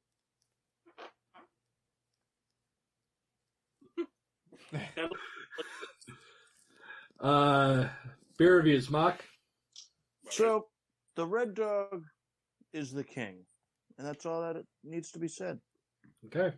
I feel like his whole thing has been like pre-recorded that he did it like noon today, and like he wasn't even on the podcast. Like it's just like a thing that he timed out like somewhat perfectly. Kendall's pushing buttons. It's a soundboard. That's right. This show never even really occurred. What'd you have? Kendall, what'd you have? All right, I had 3 beers tonight. I started with the Violet Ray, and I wrote Violet Ray in my book right off the bat, so that's a good start for me. Brewed by Relic, 7.0%. Amber in color, aroma and flavor is citrusy, earthy, more of a floral. Was okay, typical IPA, not super tasty. It was kind of a bittery hoppiness, but it didn't have any like lasting flavor. 2 stars, maybe would get again. I switched over to She Bean or Sheben. I don't know what the hell you call their brewery out of Wolcott, Connecticut. Haven't figured it out yet. 4.8%. Copper in color. It's a sour. I like sours, so the flavor and aroma is kind of that skunky, soury taste. It didn't taste like blueberry at all. It was fine, but I wouldn't. 2 stars, doubtful would get it again. And I closed with the SPF from Goose Island, Illinois, 5.5%. I don't think I've ever had this beer that I could ever remember. Golden color, aroma and flavors, earthy floral. It wasn't bad. It oddly reminded me of like if yogurt was a beer, it would be this beer. What kind of yogurt? Strawberry. It's a passion fruit flavor, but I mean I don't have the ability to decipher what that means. 2 stars, maybe would get again. Those are my beers.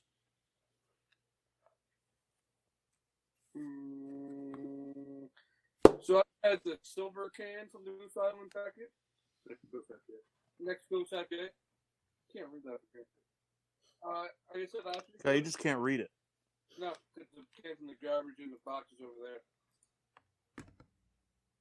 And you can't read. You will be. Listen here, Sharpie head. So the beer was very tasty, tropical, so I like it. Then had the IPA, very tasty, very good, very standard. Both get it again. They knocked my beers. What?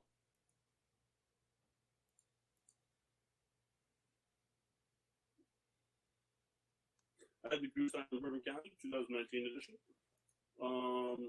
Just great as always. This one is definitely a boozier style. It definitely benefit from 2+ years in age. Obviously, you'll hear about that in 2 years.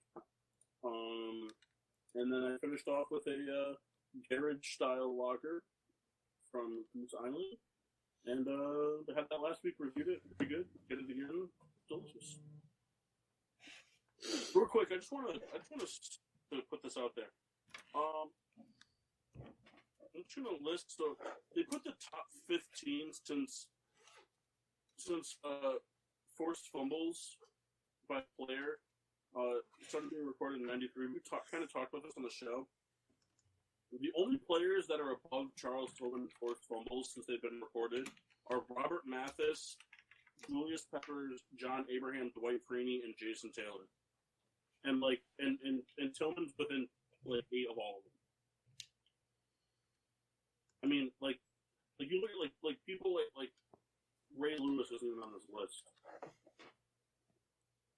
Wow. I mean, I still think that Tillman should be in the Hall, but that's just me. I don't think he's up yet. He's not, but I still think... I think Charles Tillman will make it to the Hall of Fame. He won't be the first ballot guy, but I think he'll make it. Yeah, I think he will too. Dodry has a name move named after him. Hey, Mark. Yeah. In case people were sleeping through most of this podcast, where could they find us? Well, once you wake up, you head over to Facebook and Instagram at Getting Sports with Drunk. Twitter is GSWD_4. Make sure to use the hashtag GSWD for all your daily uses, whether it's catching the coronavirus or drinking a Modelo with your friends. Subscribe on Podbean, iTunes, Google Play, iHeartRadio, and Spotify. Find us live on Spreaker. Be sure to check out all the other shows on PPRN. We 4 got shows total. Yeah, new 4th show. Kendall, what's the name of it? I think it just goes by the Joe Antonio Show. So we got Joe Antonio, you got the 4 Live Crew, and the Peter Pino Show. Check it out. Drunk, your favorite. Well, that goes without being said. And for you guys keeping score at home, GSWD is the longest running sports show on the PPRN radio network. Yes, it is. So keep that in mind. The best of the best because we're the best, and you can get punched in the face because we're the best. Okay. We're also live on Spreaker. That's right. And now on Twitch. Yeah. How much money did we make? We didn't. Yeah, well then screw off, Mass. Did we make money from Spreaker? You now owe me a Chili's gift card for your determined amount. Yeah. Can I make it that you owe me, give you a negative amount so you have to pay me for it? No. I get a positive amount, no matter how minimal it is. All right, so a cent? A cent. And I heard, Oh, yeah. We don't own the rights to this music. So, real quick before we sign off, does anybody know one of the chairman who just came out and announced that the Olympics was postponed? His name is Pound? Yeah. I think the top 10 greatest song of all time. Kyle, I thought you were going to say greatest names of all time. And that Yeah, was I did a really too. funny thing. They don't own the rights to this one either. So, sing us out, Billy. Until next time, I guess. Hey, I'd like to start calling him Robbie Ray Cyrus. If we wanted to, we could do this all the time. Richard Ray Cyrus. But until then, I'm your host, Scoopy the Riddler. I'm Mark. She Remarkable. Nope. Couch Potato Soul. I'm the Mouse Chris Massey. And I'm the Red Baron of a rat. Rat.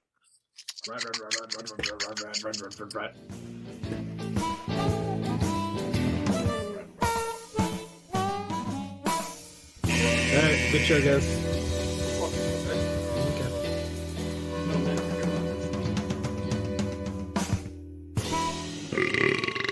Yeah. Fucking terrible.